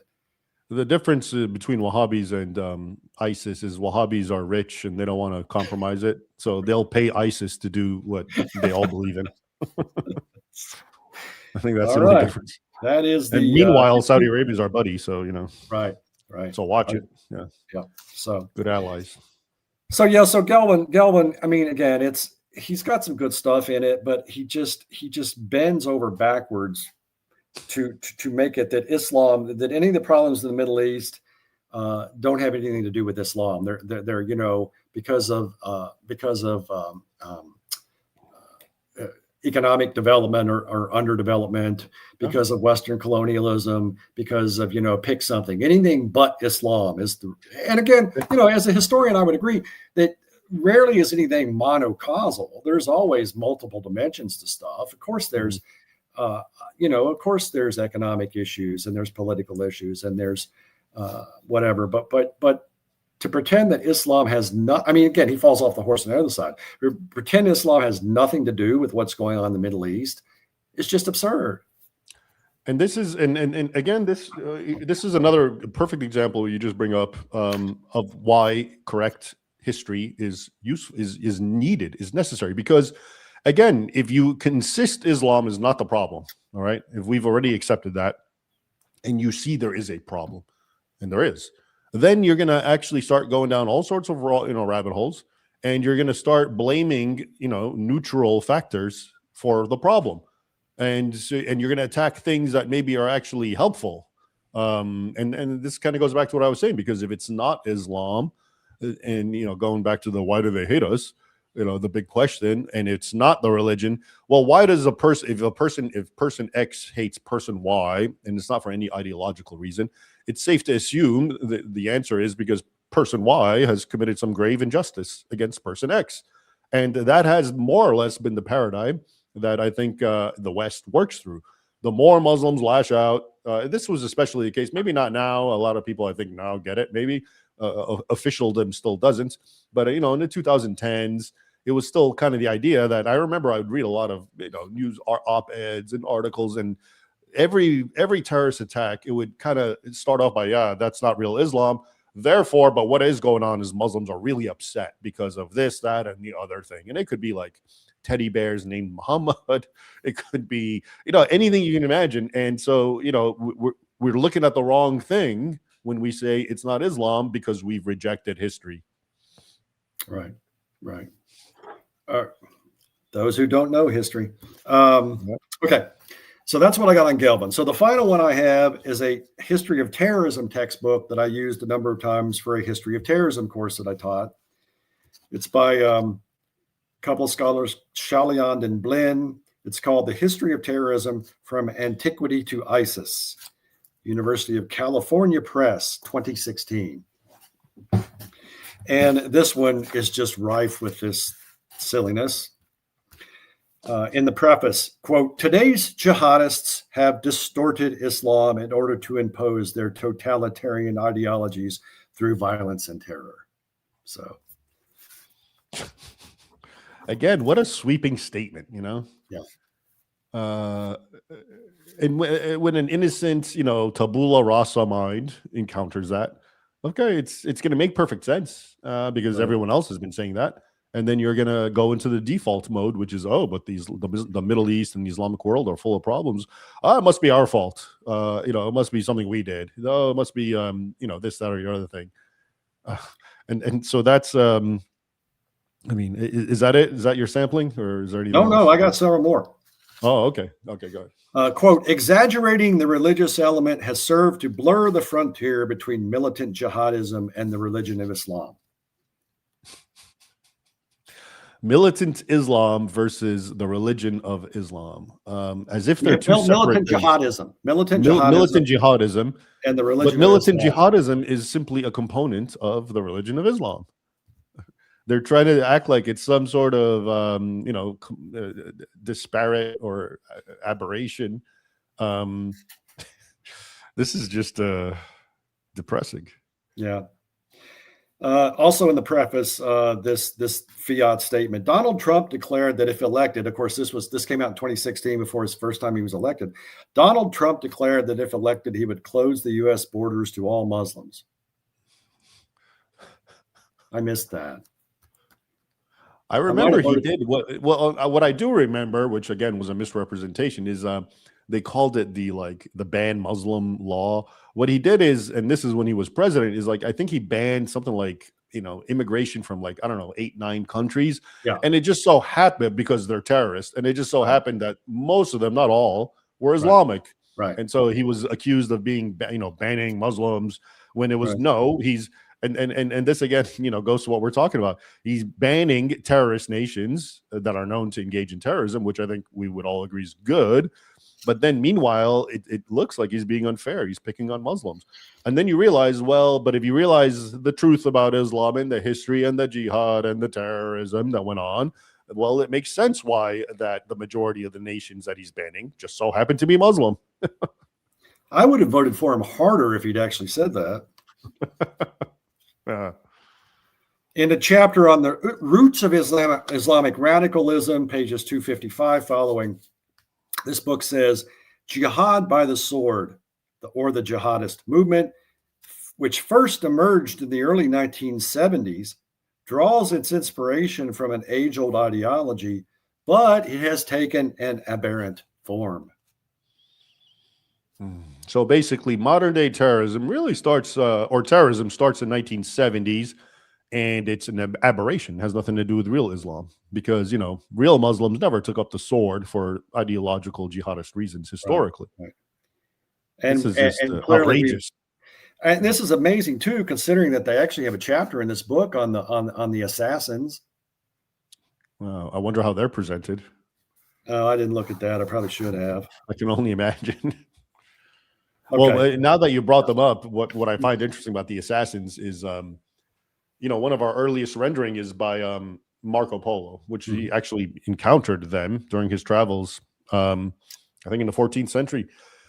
And what he writes about them, it's interesting, because here's a man from Europe who doesn't know anything about Islam, and he's just, I mean, he knows probably more than most people, Westerners, do today, but he's not some kind of specialist. And he meets this weird shadowy group, the Hashishin, and, you know, he writes about how, they would, so what they would do is they would take young men, the old man in the mountain, the Sheikh al-Gabal, as he was known, would take young men, seduce them, get them high on hashish, and then when they were blitzed out of their brain, he would have them wake up in a room with scantily clad, as Marco Polo refers to them, women, who would, you know, further seduce them. And then when they wake up out of their stupor, the old man would be like, yeah, I just gave you a taste of paradise, and all you have to do now is kill whoever I tell you to kill, assassin, and you will, and then stand there and die, because they'll kill you. Don't run, because that's what they would do. And then you will go to paradise. So it was a hardcore indoctrination.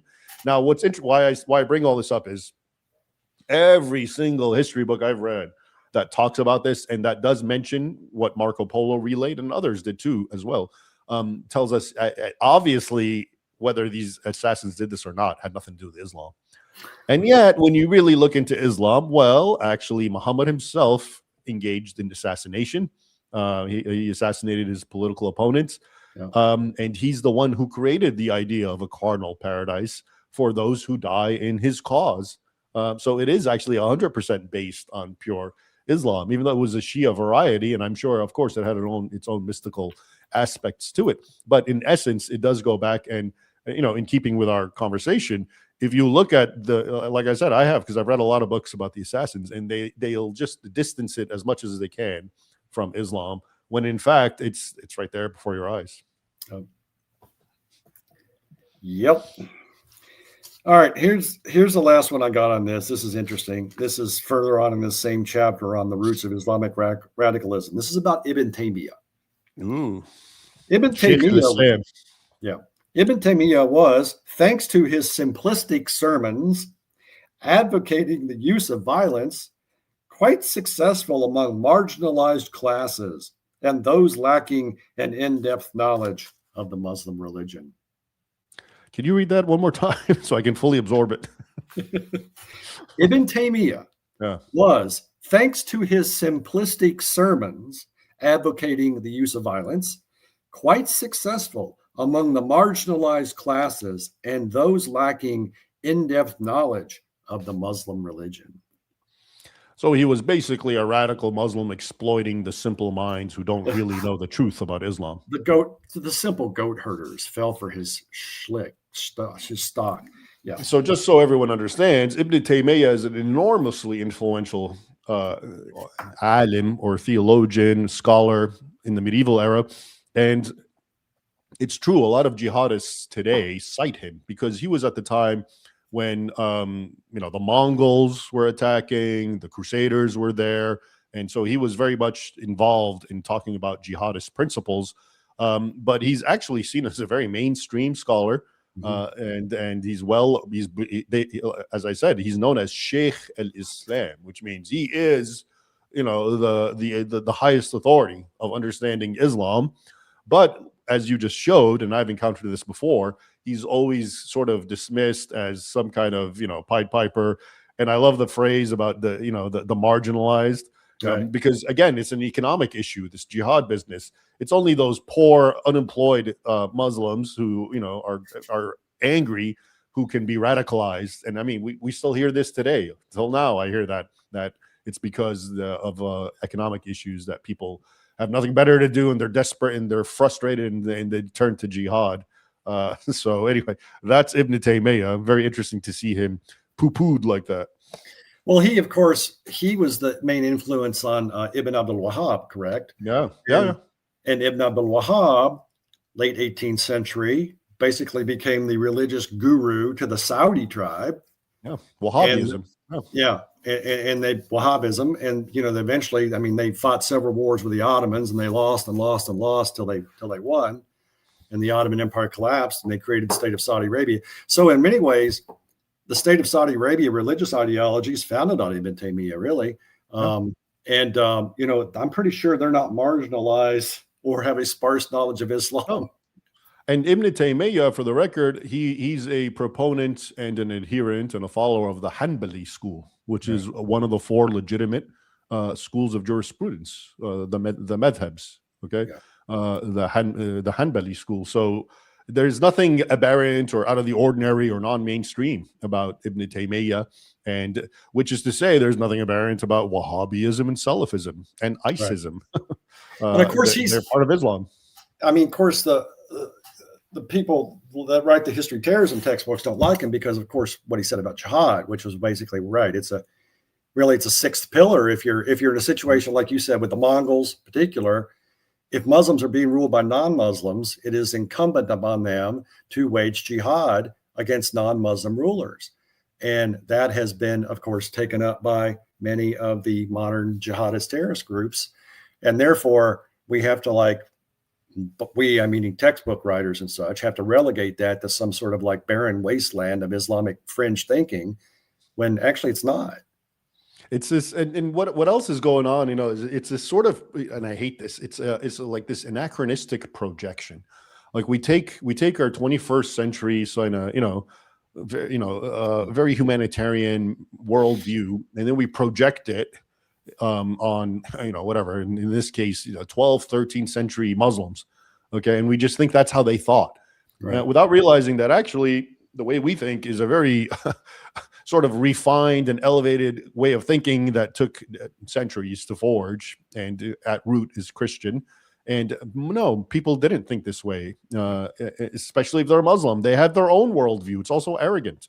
Why not embrace the simple fact that other civilizations have other principles, other priorities that trace back to the founding of their religion and their texts. So the first lecture, Raymond, I give in every history class I teach is on presentism, avoiding presentism. The idea that the way you think right now is the way everybody has always thought, and also that the age you live in is either the best or sometimes the worst ever. So yeah, you have to be able to. Can you give us that lecture, like a digested 3-minute lecture, a succinct version of it? Well, it's kind of two sides to it. One is that, again, not assuming that the time we live in, like, for instance, I use examples. The time we live in is somehow the worst ever. Like people will say, oh, American political discourse is the worst it's ever been. Oh, really? You want to go look at some of the stuff they wrote about Abraham Lincoln? And, but back right before the Civil War, you had senators like, was it senators or congressmen beating each other on the House floor? So, I mean, people say nasty stuff on Twitter or X, but I'm not quite sure it's up to the snuff of 1859. Or for instance, people will talk about COVID, how bad COVID was. Well, look, I mean, I had COVID 4 times. First time was pretty bad. Last time next 3 times, it was like the flu. Because once I had COVID once, I wasn't getting a shot because I'd already had it. But I mean, look, what was it? 1 million Americans died and 7 million people died worldwide. And if you had someone that died, that's a tragedy. I'm sorry. But that's not even in the top probably 20 worst epidemics of all time. If you look at it, it's not even close. I mean, it wasn't as bad as the Black Plague in the 14th Oh, no, century. Believe it or not, it wasn't. You can go through a whole lot of plagues that were worse than that. So, but people, I always tell them, and I stole this from an article I read, history didn't start, when you were born. And so you have to teach undergraduates that. But so in terms of and the other big example I use is climate change. It's the hottest it's ever been. You keep hearing that on the news. The hottest it's ever been. And we only have good records going back to about 1870. And I'm pretty sure. I remember as a kid, what we were really worried about was the Ice Age, wasn't it? Yeah. Hey, yeah, it was. Do you remember that show with Leonard Nimoy called, what was that show Leonard Nimoy did about the weird stuff? Oh, I know what you're talking about. I forget what it's called. Why can't I remember that? I used to watch that all the time. But anyway, he did an episode on the coming global ice age. But I tell them it's the hottest it's ever been. Well, we only have records back to 1870, and you can look at Roman records and Han Dynasty records, and it got really hot back then. Plus, if you want to go back to the last ice age or whatever. Anyway, the point is, have some perspective on things. And the other probably more important flip side of that is everybody in history didn't think like you do.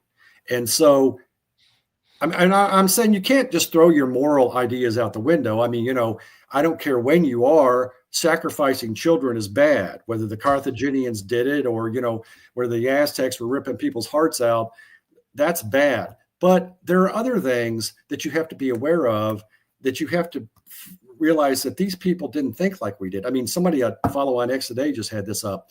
You want to understand the difference between a Christian worldview and different worldviews? Here's 2 good examples. Apocalypto, Mel Gibson's movie, right? It's a good movie, yeah. Yes. And one I didn't see, The Northman. I never saw The Northman, but it's about the Vikings. Yeah. And he's like, those worlds are not Christian, and they're a lot different than the world. They're very grim. Yes. Yeah. Yes. Yeah. That's a good point. Yeah. So, and you have to be able to do that. And history, I think, at least gets you, if it's presented properly and accurately, gives you some sense of doing that. And to kind of bring this up to the present and follow on some stuff you said, not everybody in the world today thinks like you do. No, most people don't. Right.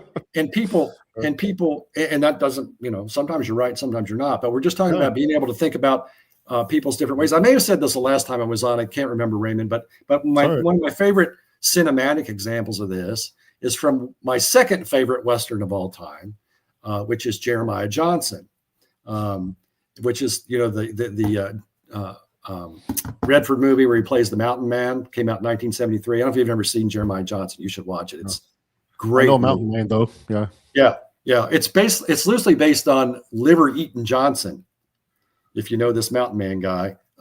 Anyway, so it's like 1850s or something.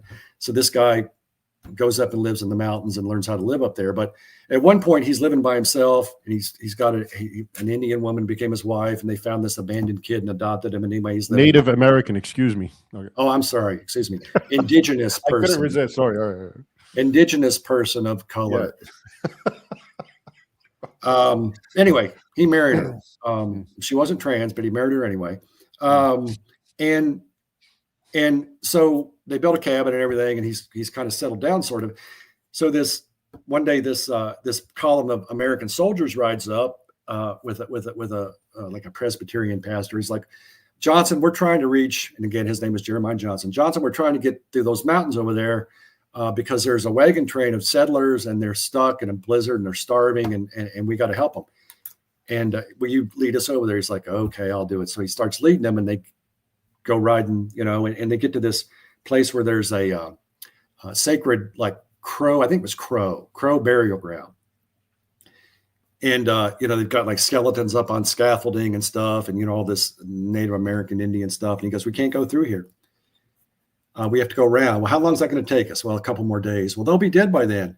And Johnson's like, we can't go through here. This is big medicine to them.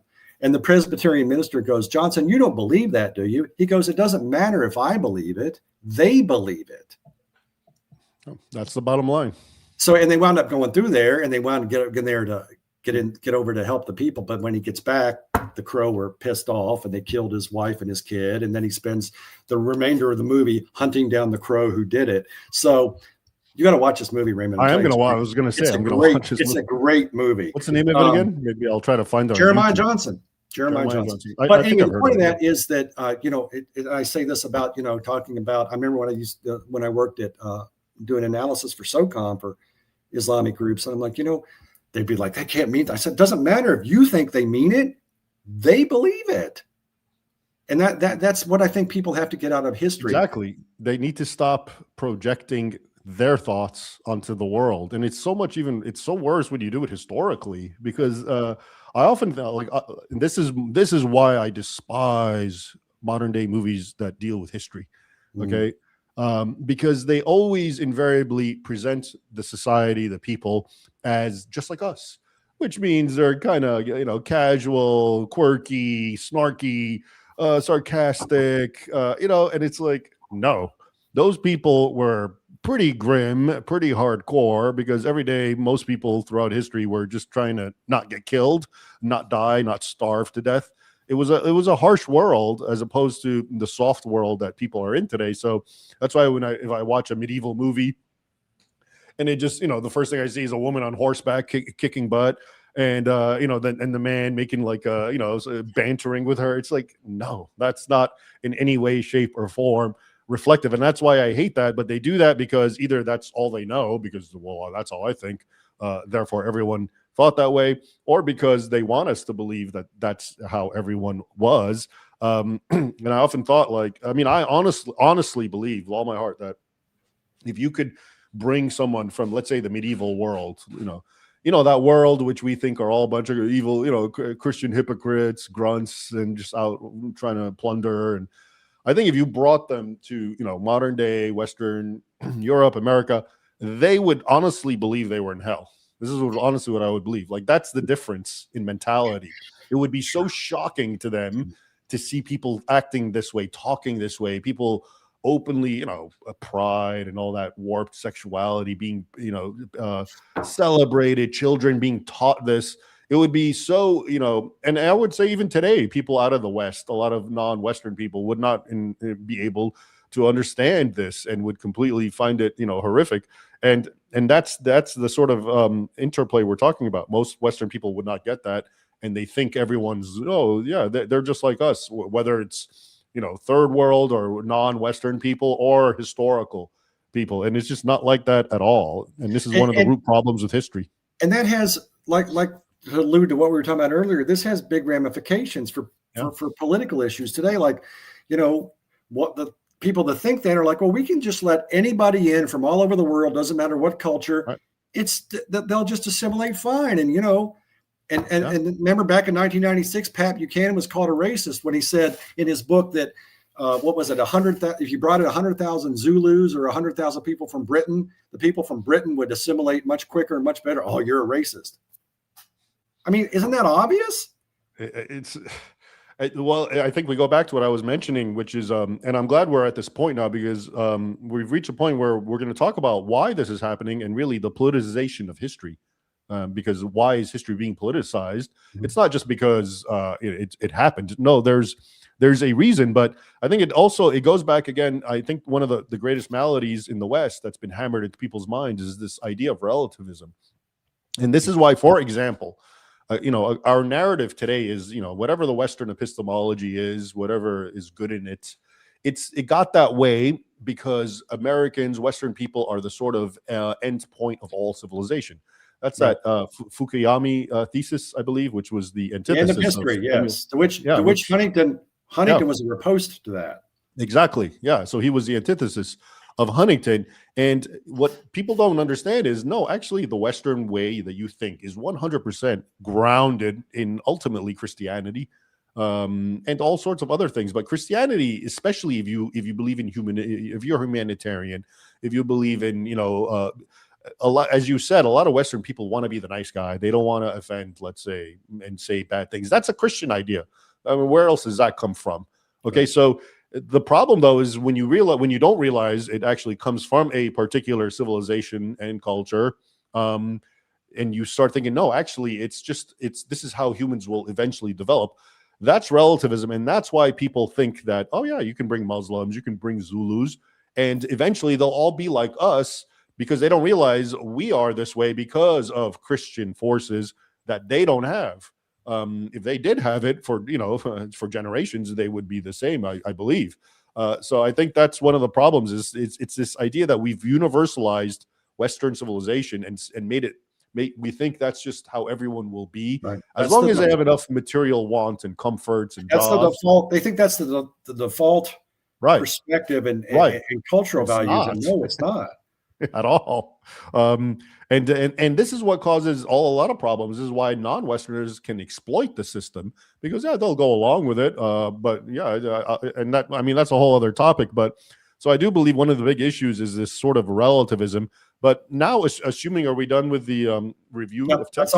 That's all my examples. So now the big question, Tim, why is this happening? I know we've touched on it before. But and I think the best way to start it off is going back to what we said, which is we know it's wrong, we know it's false. Are these people lying intentionally, or are they just so ignorant? We can get into that as a sort of background to it. But ultimately, I'm just curious why. What is the origin of this? What's happening, especially in the context of what we said, because I know we're going there, which is that history is, of course, being politicized. Mm-hmm. I think the biggest factor is probably that the vast majority of academics, and again, there's lots of stats to back this up, vast majority of academics are on the left.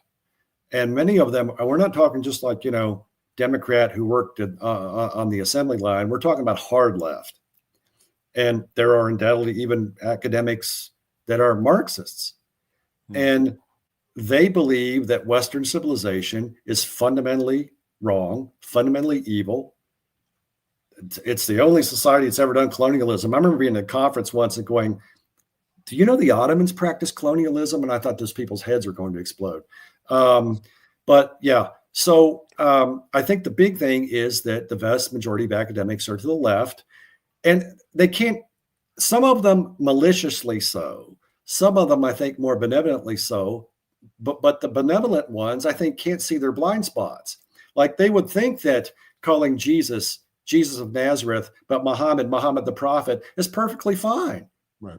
They would think that, and they honestly don't know that they don't realize how skewed and how one-sided that is. But I think Let a me lot ask you of though, them, real quick, when you say it's the left, well, but how did the left get that way in the first place? You know, I mean, of course, the left is its own political ideology, which is Mhm. inherently flawed. It's basically what we're talking about. But how did that even come about? How did that come to, you know, to such prominence? Seeing how full of falsehoods it is, that it reached such prominence that it has so many adherents. And I know this is a complex question. I'm not trying Oh, to put you in the spot, well, but whatever thoughts you may have. I would say in America, the big thing is that, I mean, real quick, I mean, have you seen this data lately? Some huge percentage of 18 to 29-year-olds are believe in Marxism, believe in Marxist ideas. It's my sons don't, thank God, but I they've been either. taught they've been taught better. But Yeah. they're way over on the other side of the spectrum. They make me look like a liberal. Um, Don't get but them in trouble now. Yeah. libertarian is the best way probably to describe my sons, who are both in their early 20s. But I think the big thing I think is that because Marxism, I mean, because there's a heavy dose of sorry if people find that uncomfortable, but there's a heavy dose of Marxism now in the left in America, in the Democratic Party. We've known there is in the academia for years. The big thing is I think the biggest reason why they're popular, Raymond, is because they work on envy. We always hear this: the rich don't pay their fair share. Who are the rich? Well, as Rush Limbaugh famously said, in the view of the left, the rich is anyone that makes more money than you. Even if they make $1 more than you, they're rich. Therefore, they have to give some of that up. So I think the biggest thing is in the Democrat Party, unfortunately, I mean, my father was a Democrat for many years, and he would have never tolerated the kind of stuff they have now. They pride themselves on envy. Anybody that has more than you or is better off than you, we must do something to them. And it used to just be, let's tax them. Now it's like, hey, those people are evil. Let's do something about them. Which Hey, goes, here's which is, I mean, envy is materialism, which goes hand in hand with Marxism. yes. And for those who don't know, because these words get thrown around, and it's like, when you say Marx, it could mean so many things. I mean, but what is it? What do you mean? And if I was a student asking you, like, okay, Marxism. what is Marxism and why is it bad? Okay, Marxism says capitalism is bad. That the Western, basically the two planks of Western civilization. Well, I guess you could say there are three planks of Western civilization, as you pointed out: Christianity, capitalism, and I think democracy. And all three of those are bad. Marx hated Christianity. He hated religion in general and Christianity in particular. Called it the opiate of the masses. It's the drug that's made up to control people. Promise them heaven afterwards, so they'll behave in this life. And then also he believed capitalism is bad, and therefore the system needs to be overthrown. Now, what was Marx looking at? He was looking at mid-19th century factories and 8-year-olds working in mines, which were bad. But that's not what we do anymore. We've changed things. Unions and government regulations and just, I guess, general societal evolution in the West changed those things. But I think the main points of Marxism are it's anti-religion, particularly anti-Christianity. It's anti-capitalism. And really, if you come right down to it, it's anti-democracy, because anytime Marxism has been turned into a governmental system, it has turned into an authoritarian or even totalitarian system. I mean, Marxists will try to say, well, that's just Marxism, Leninism. Well, yeah, okay. Well, look at every time Marxism's been put in place: Soviet Union, China, North Korea, Cuba, as your Kennedys would say, Cuba. It's always been an oppressive system. So that's what's bad about Marxism. It's got three things to it that are antithetical to Western civilization's three main components. But yet it has made serious inroads into the media, the Democrat Party, and it's basically rules academia. And then therefore, since it rules academia, this is how we wind up getting these anti-Western, anti-Christian textbooks. Because, and again, I don't think it's always malicious. There are just so many academics. A lot of these guys, I mean, I'm 65. These guys are probably my age. They grew up in the 60s, and they actually liked the hippies, where I didn't like the hippies. So they bought into that ideology, and they went to some Ivy League school, which I didn't. I went to Ohio State, much better football team. Thank you very much. And these guys just bought into this stuff where, well, maybe there was slavery in the whole world, but Western slavery was the worst. Ottoman colonialism, what are you talking about? The only colonialists that ever really did anything bad were the French and the Spanish and the English, maybe the Belgians and the Americans. So this sort of thing, this is just, to use that term we used earlier, this is the zeitgeist of academia, and this stuff becomes part and parcel of how they think and how they write textbooks, and then they pass it on to the next generation. Again, I think some of it is not particularly malicious, but a lot of it is because there's an agenda to downplay. Maybe Western civilization doesn't need to be overthrown, but it certainly needs to be transformed. And so therefore they try to write books that denigrate Western civilization, going back to Rome, and denigrate Western civilization, denigrate Christianity, and pump up anyone who is opposed to that, because that's just the way they think. What I find very odd, and I agree with everything you said, but what I find odd is, and why I believe that all these ideas, which maybe we can call soft Marxism, as some people call, nowadays, stripped without the Lenin and all that, but it's just as bad because it's insidious. But what I think is, I just lost my train of thought. I had a very important point right now. Give me a second here. Okay. What were we? You asked me, how did Marxism? I got it. Yeah, sorry. I'm sorry. It's this idea.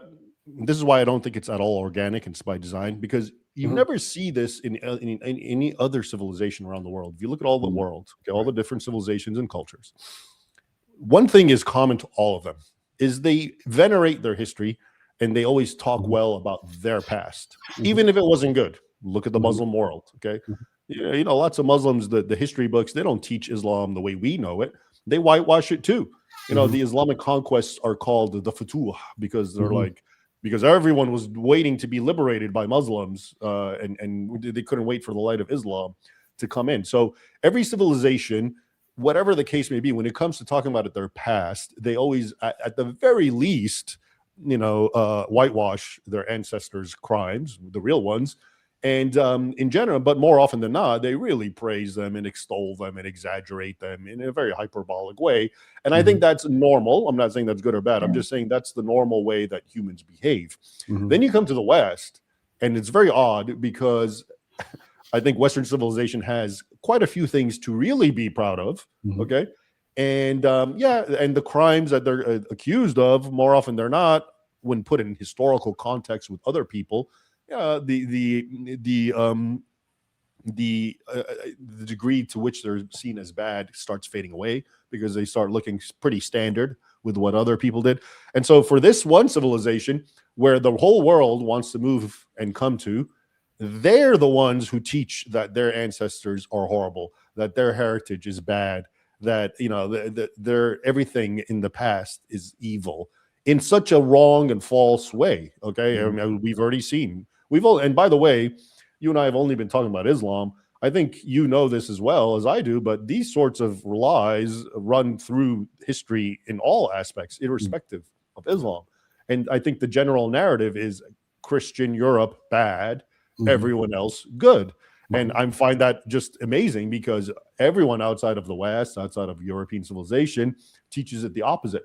We're good, and if anyone was bad, it was them. Okay, and that makes sense because that people are like that. So I just have always found it really, really odd that in the so-called Western world, which is obviously better than the rest, because why else does everyone want to come here?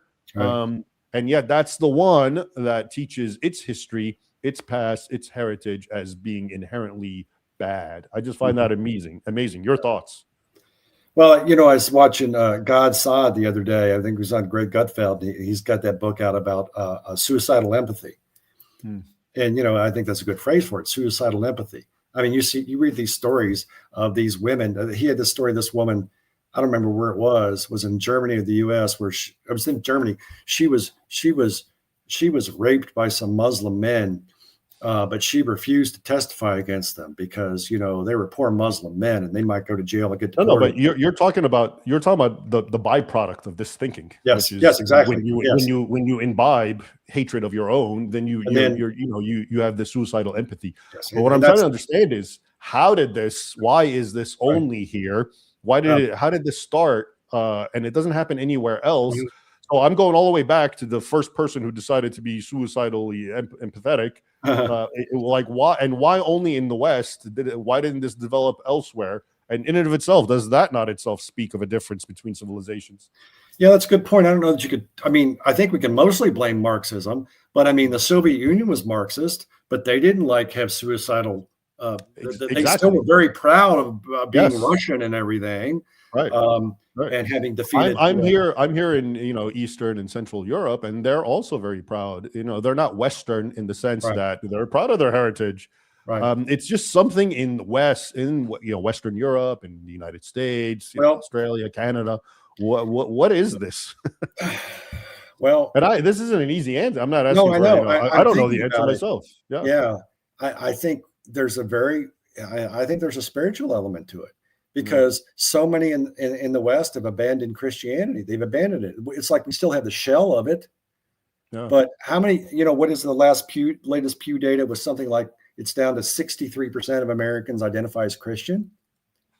And that's still, which means only about 6% are. Yeah, probably. Yeah. The percentage that go to church like twice a month is like 25% or something. But I mean, it's still higher in a lot of countries. But I mean, this is a problem in Western Europe and the United States in particular. And Canada. And really bad in Western Europe. I mean, especially because in Western Europe, again, we got to go back to the Islam question. This is where Islam, I mean, America doesn't have anywhere near as much as Western European nations like the UK and France and Germany have with Muslims. And you think about what England once was, or France, and what they gave to the world, or Germany, and yet the people there have been taught from growing up that your heritage is the worst, and everyone else is a victim, and now it's your job to engage in this suicidal empathy. And is that by design, or is it just and it has to be designed, because what I'm trying to get at is I understand once it propels, people just take this kind of thinking and naively engage in it. But what I'm trying to figure out is how did it originate? The first idea that I don't know. It's too late in the evening to talk about it. That's maybe above our pay grade, but I think first thing I would say is I'm not sure that the masses of people in Britain and France agree with it. The elites certainly do. The elites who but they're still taught. They're still taught. They're taught that, right? I think a lot of them do reject it. Yeah. But you're right; it has an impact. What was it you just said? How do we get to this point? I like to get to the root cause, and it's like I understand once it's in the air and people just do it. I get that. The question is, how is it that the Western civilization seems to be the only one that has basically given up on itself, even though it's the one that had so much and still does, because everyone wants to go there. Right. And yet I was having this discussion somebody not long ago about how racist America is. It's like, really? Then why do so many dark-skinned people want to come here for some reason? They had no answer for that. Raymond, I don't know. I'm kind of thrashing about here, but I think it's fine.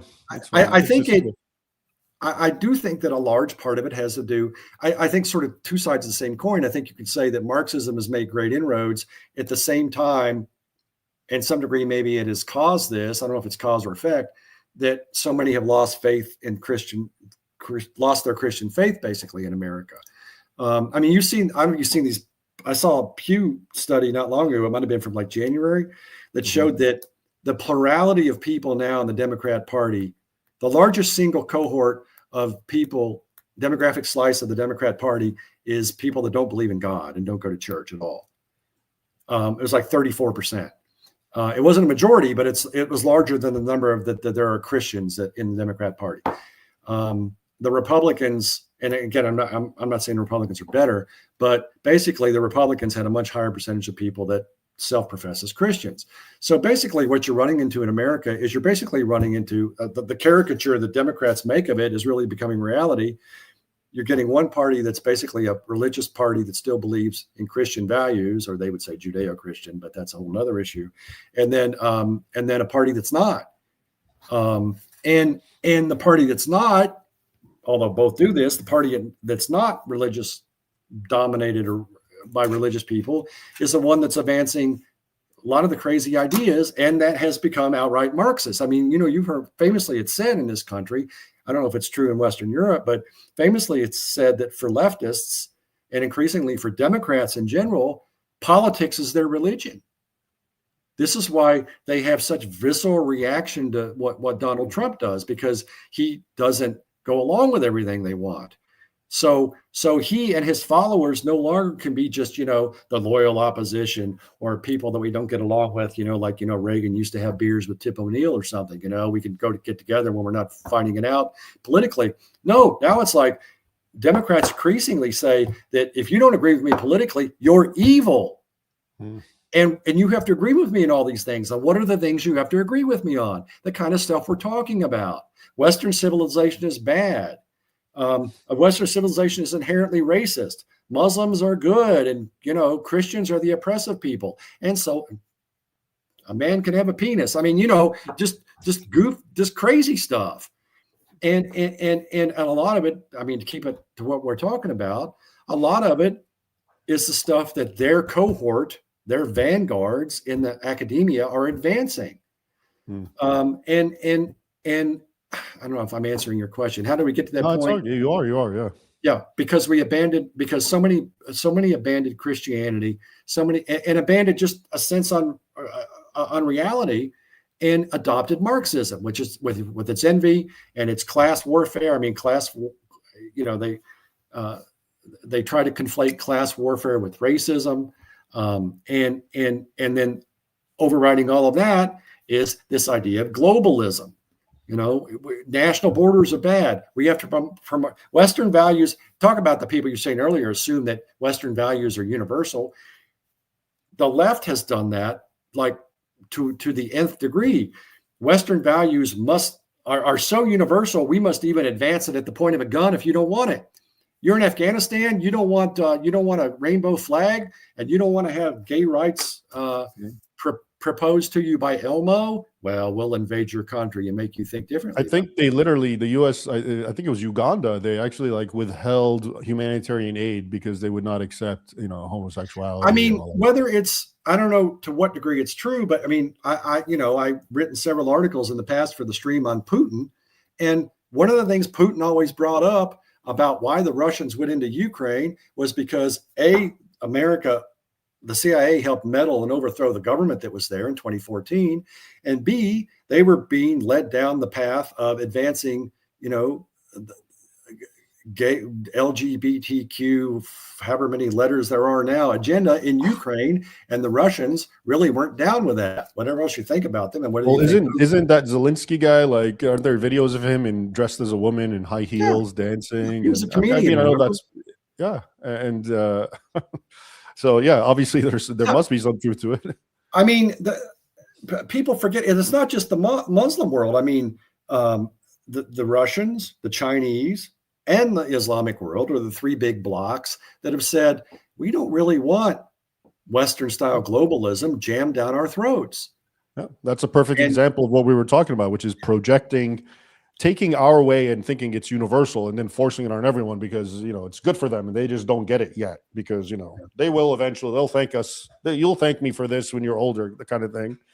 I would pose this to students and their heads would explode. They wouldn't know how to answer it. I'd say, okay, look, we're not supposed to, war is bad, right? Yeah. Generally invading other countries is bad. I mean, unless it's the Nazis or something. Okay. So say, a Muslim country doesn't give women the same rights that you think they should have in the West. Do we have the right to go to war to force them to? I'm like, that's not very tolerant, is it? So they never knew how to answer that.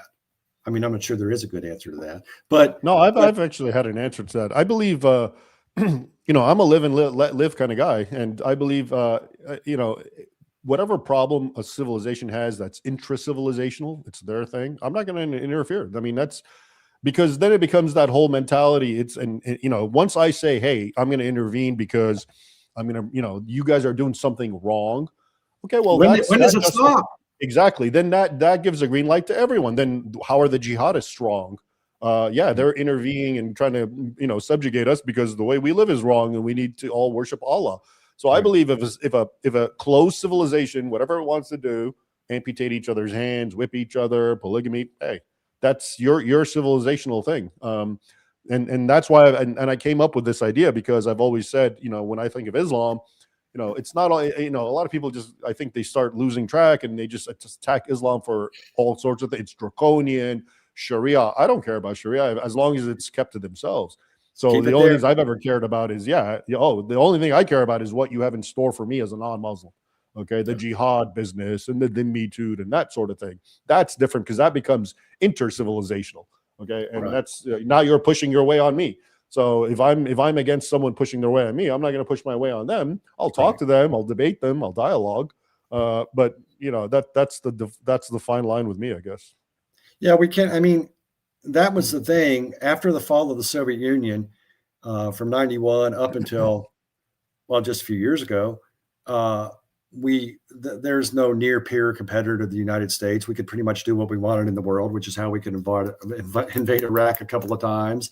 But a lot of it was, I mean, I know a lot of it was driven by money and let's help the defense firms make money and that sort of thing. But a lot of it was just like, you know, I mean, I think George W. Bush was probably thought that if we invaded Iraq and got rid of Saddam, we'd turn it into, you know, a Jeffersonian constitutional republic. And I think he really thought that. And you know why he thought that? Because he was educated through those textbooks. Yes, because he was educated at Yale. And his dad which, by the way, I mean, what we're talking about is fascinating, but I know you have to go. So let's, how much longer do you have, by the way? I probably got to go in about 15. Okay. So let's go full circle back, you know, because we're going off on tangents, which are really good.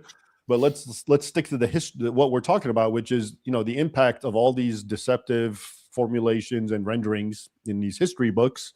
And you know, you spoke about basically college books, but I'm pretty sure you would agree. I've had parents contact me and send me, you know, pictures of passages from their kids' elementary, you know, social science books, which of course say ridiculous things about Islam, about how it's spread through peace and trade and all that sort of thing.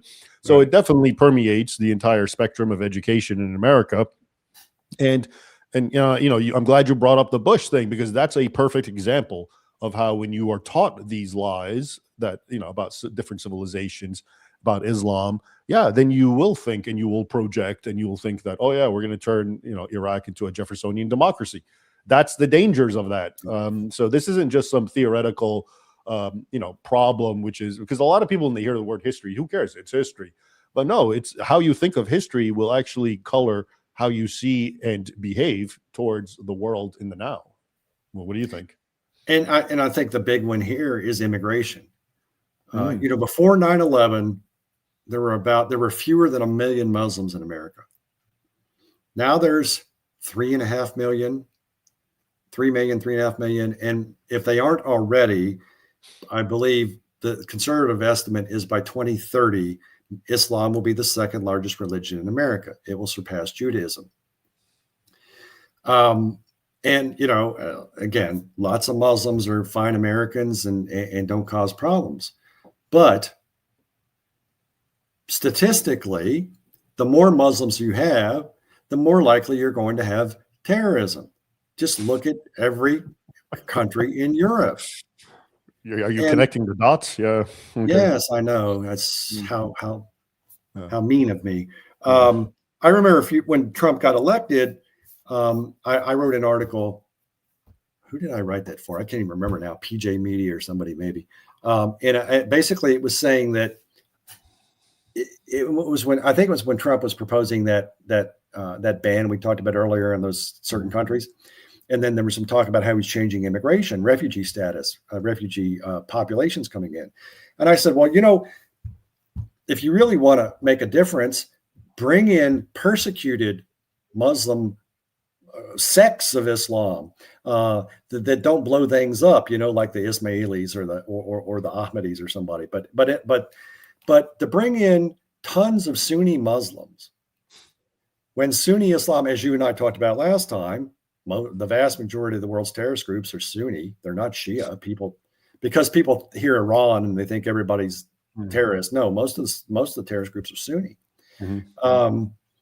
To bring in, and what's worse though, to add to that is, the big migrant crisis, I think, was around 2014, 13, 15, right?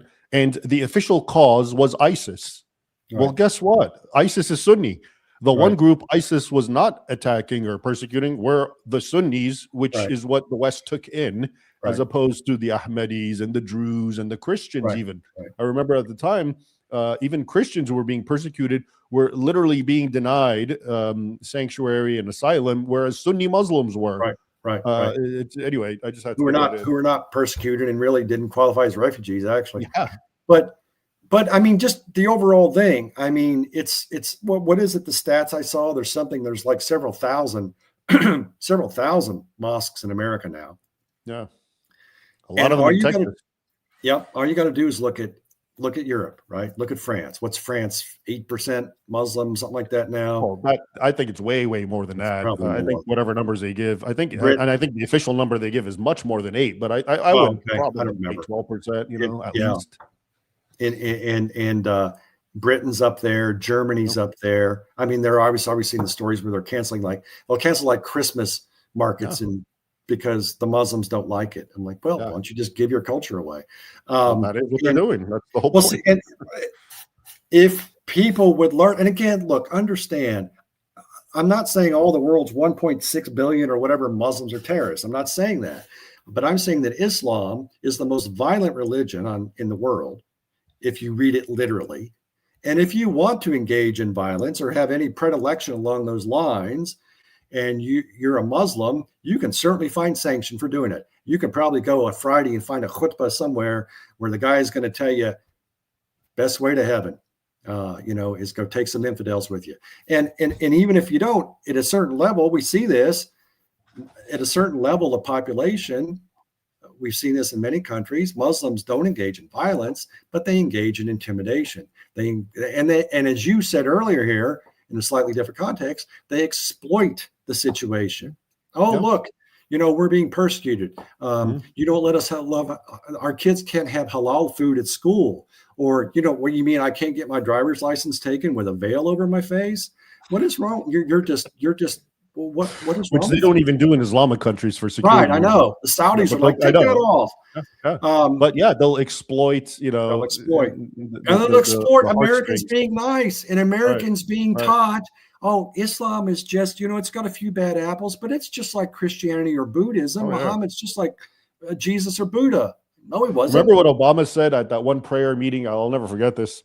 It was soon after one of them, ISIS was still around and they were engaging. We'd always hear about like some of the most horrendous things. And I think it was a really bad terrorist attack. It was on Christians. And I think it was in Africa, I believe, and like dozens, if not over 100 were killed.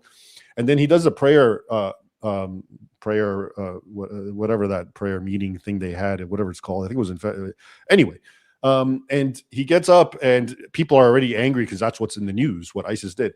And he starts saying, because it's a Christian prayer thing, I really get concerned when people start talking about other cultures and they forget about the Crusades and the Inquisition. And here you go again, right? I mean, that was another perfect example of, the leader of the free world of America and the false history, whether he believes it or not. But the prevalent mainstream false pseudo history is being used and politicized to downgrade and basically whitewash what Muslims are doing in the now, beheading people, and by pointing and misrepresenting things like the Crusades and the Inquisition, yes, the Inquisition too is misrepresented and misunderstood and completely pulled out of context. Since he came up, you remember Alan Combs used to be on with Hannity, and then they kind of kicked him off, and Combs, they gave him like a radio show for a while. He passed a few years ago. I think he had cancer. I think so. Yeah. But some years ago, back when ISIS was big, he had me on his radio show. So I'm talking to Combs. I was on for like a half hour, and he would ask me something about Islamic history. and I would say something, and I kid you not, Raymond, at least 3 times, his response was, "But what about the Crusades?" Like 3 different times. I've been through that. I know. Yeah. And finally I said, "What about the Crusades, Alan?" I said, "I don't feel guilty for what the French did 900 years ago. And how is that even relevant?" Not to mention what they did is not that bad in context. I didn't go into that. I just said, look, Raymond, I can't answer for what the French did 900 years ago. And plus, they're all gone. But the terrorist Muslim jihadists are still here. It was just like, but that was his mindset. Yeah. Which, by the way, so everyone understands, what we're really talking about is the impact and the dire effect of this false pseudo history that's being taught. Again, because this isn't just some simple thing that, I misunderstood the past. Who cares? The past is the past. No, it actually reflects in how you think about the present. Let's take a few of these super chats because I think some are for you, and I will let you go there, Tim. All right.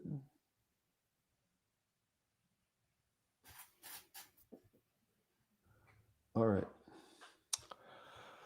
Lies destroy lives. Only an obedient faith can save the West. Raymond, please use the money from this super chat to buy Tim a copy of George MacDonald's book, Donald Grant. D-Jack's translation is the best. I'm sure Tim will be impressed.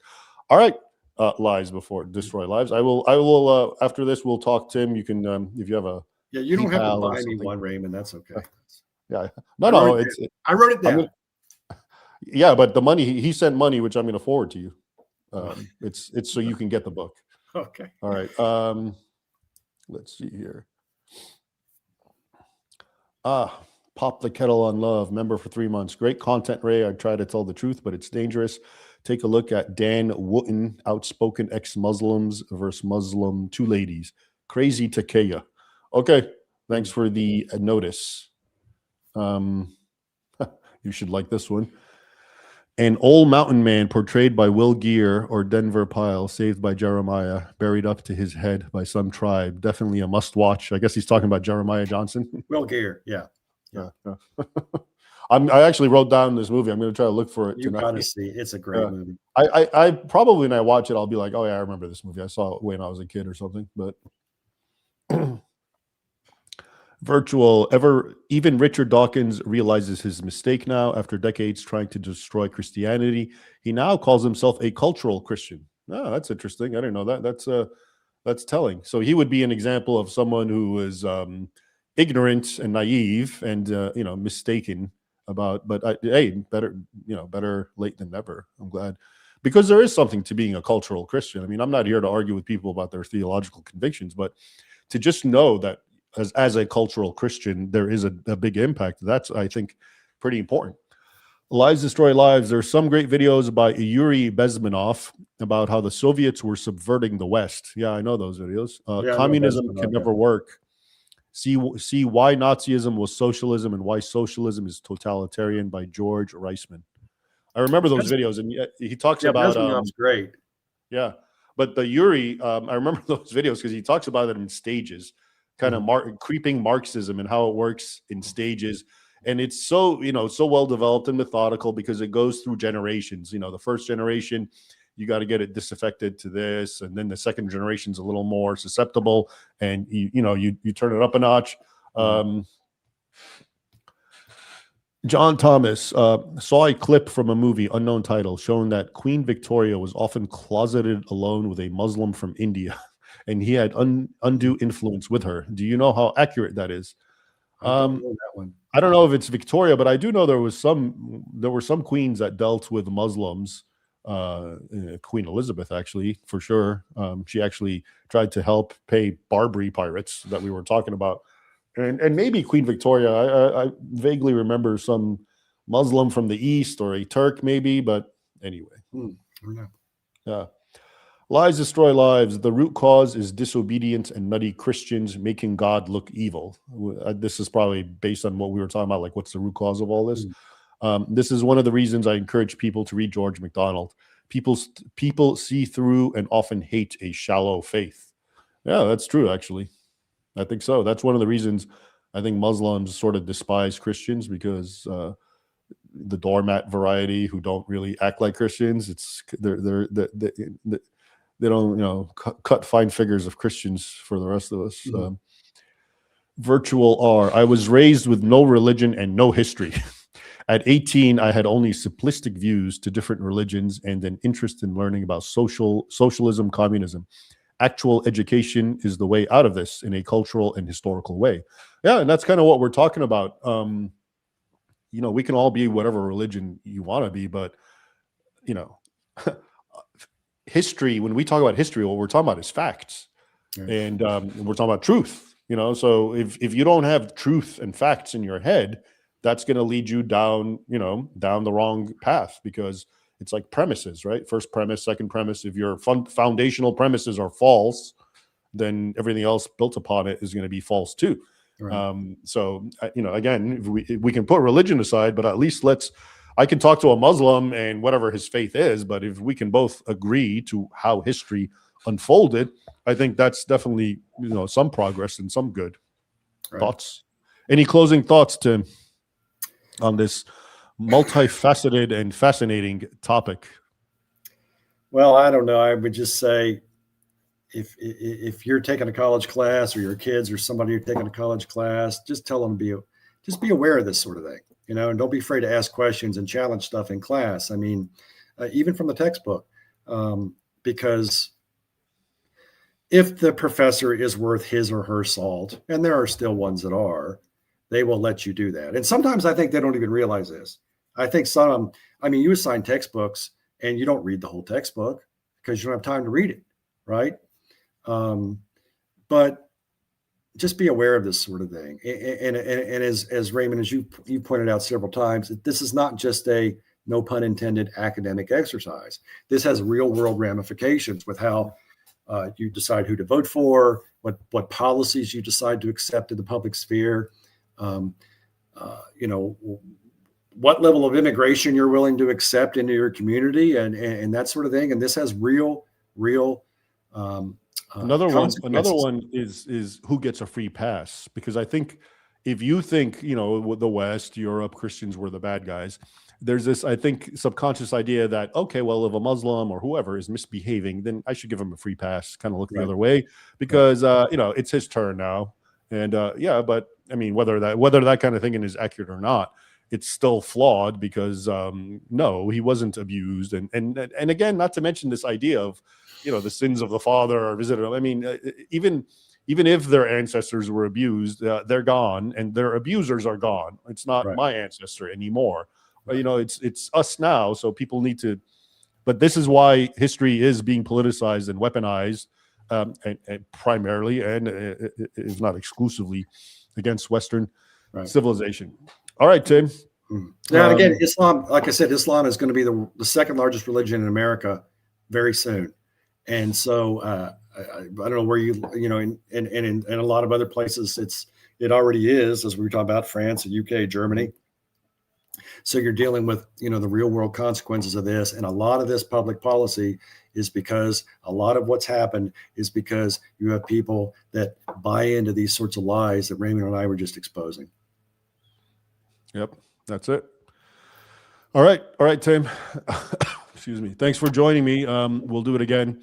These are good. I like these. We'll talk later after this, and I'll send you that that little gift to get you that book, and we'll talk about another potential history dealing topic. Okay. Until then. All right. Take care. Thank you. Sure.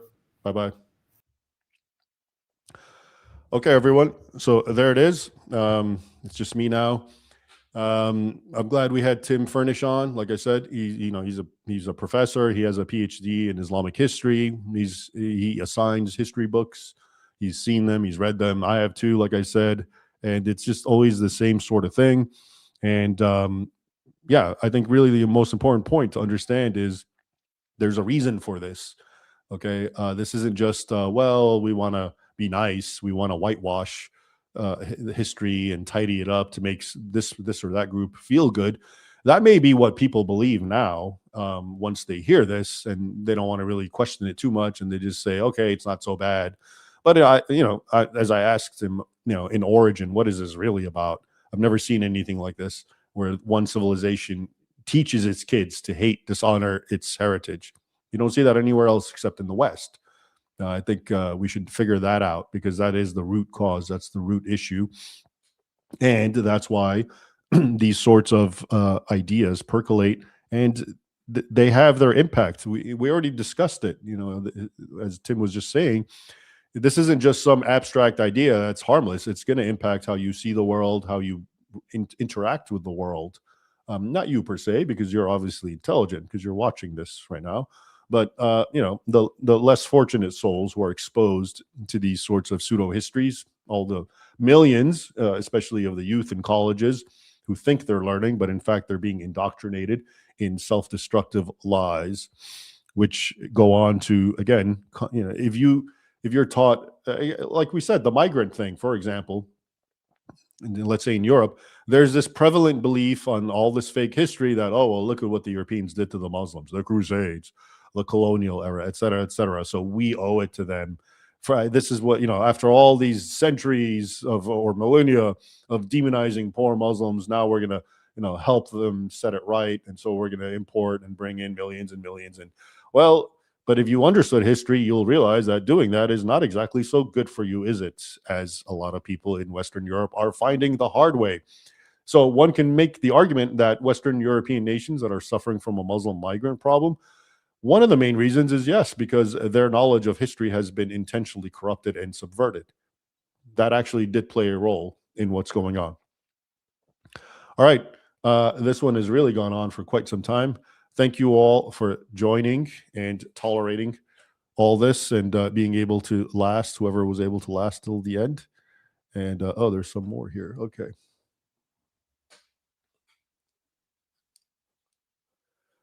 Stefan, if Malcolm X was president in 1961, 2, 3, 4, 5, 64, 66, from 61 to 65, he would have implemented Sharia law.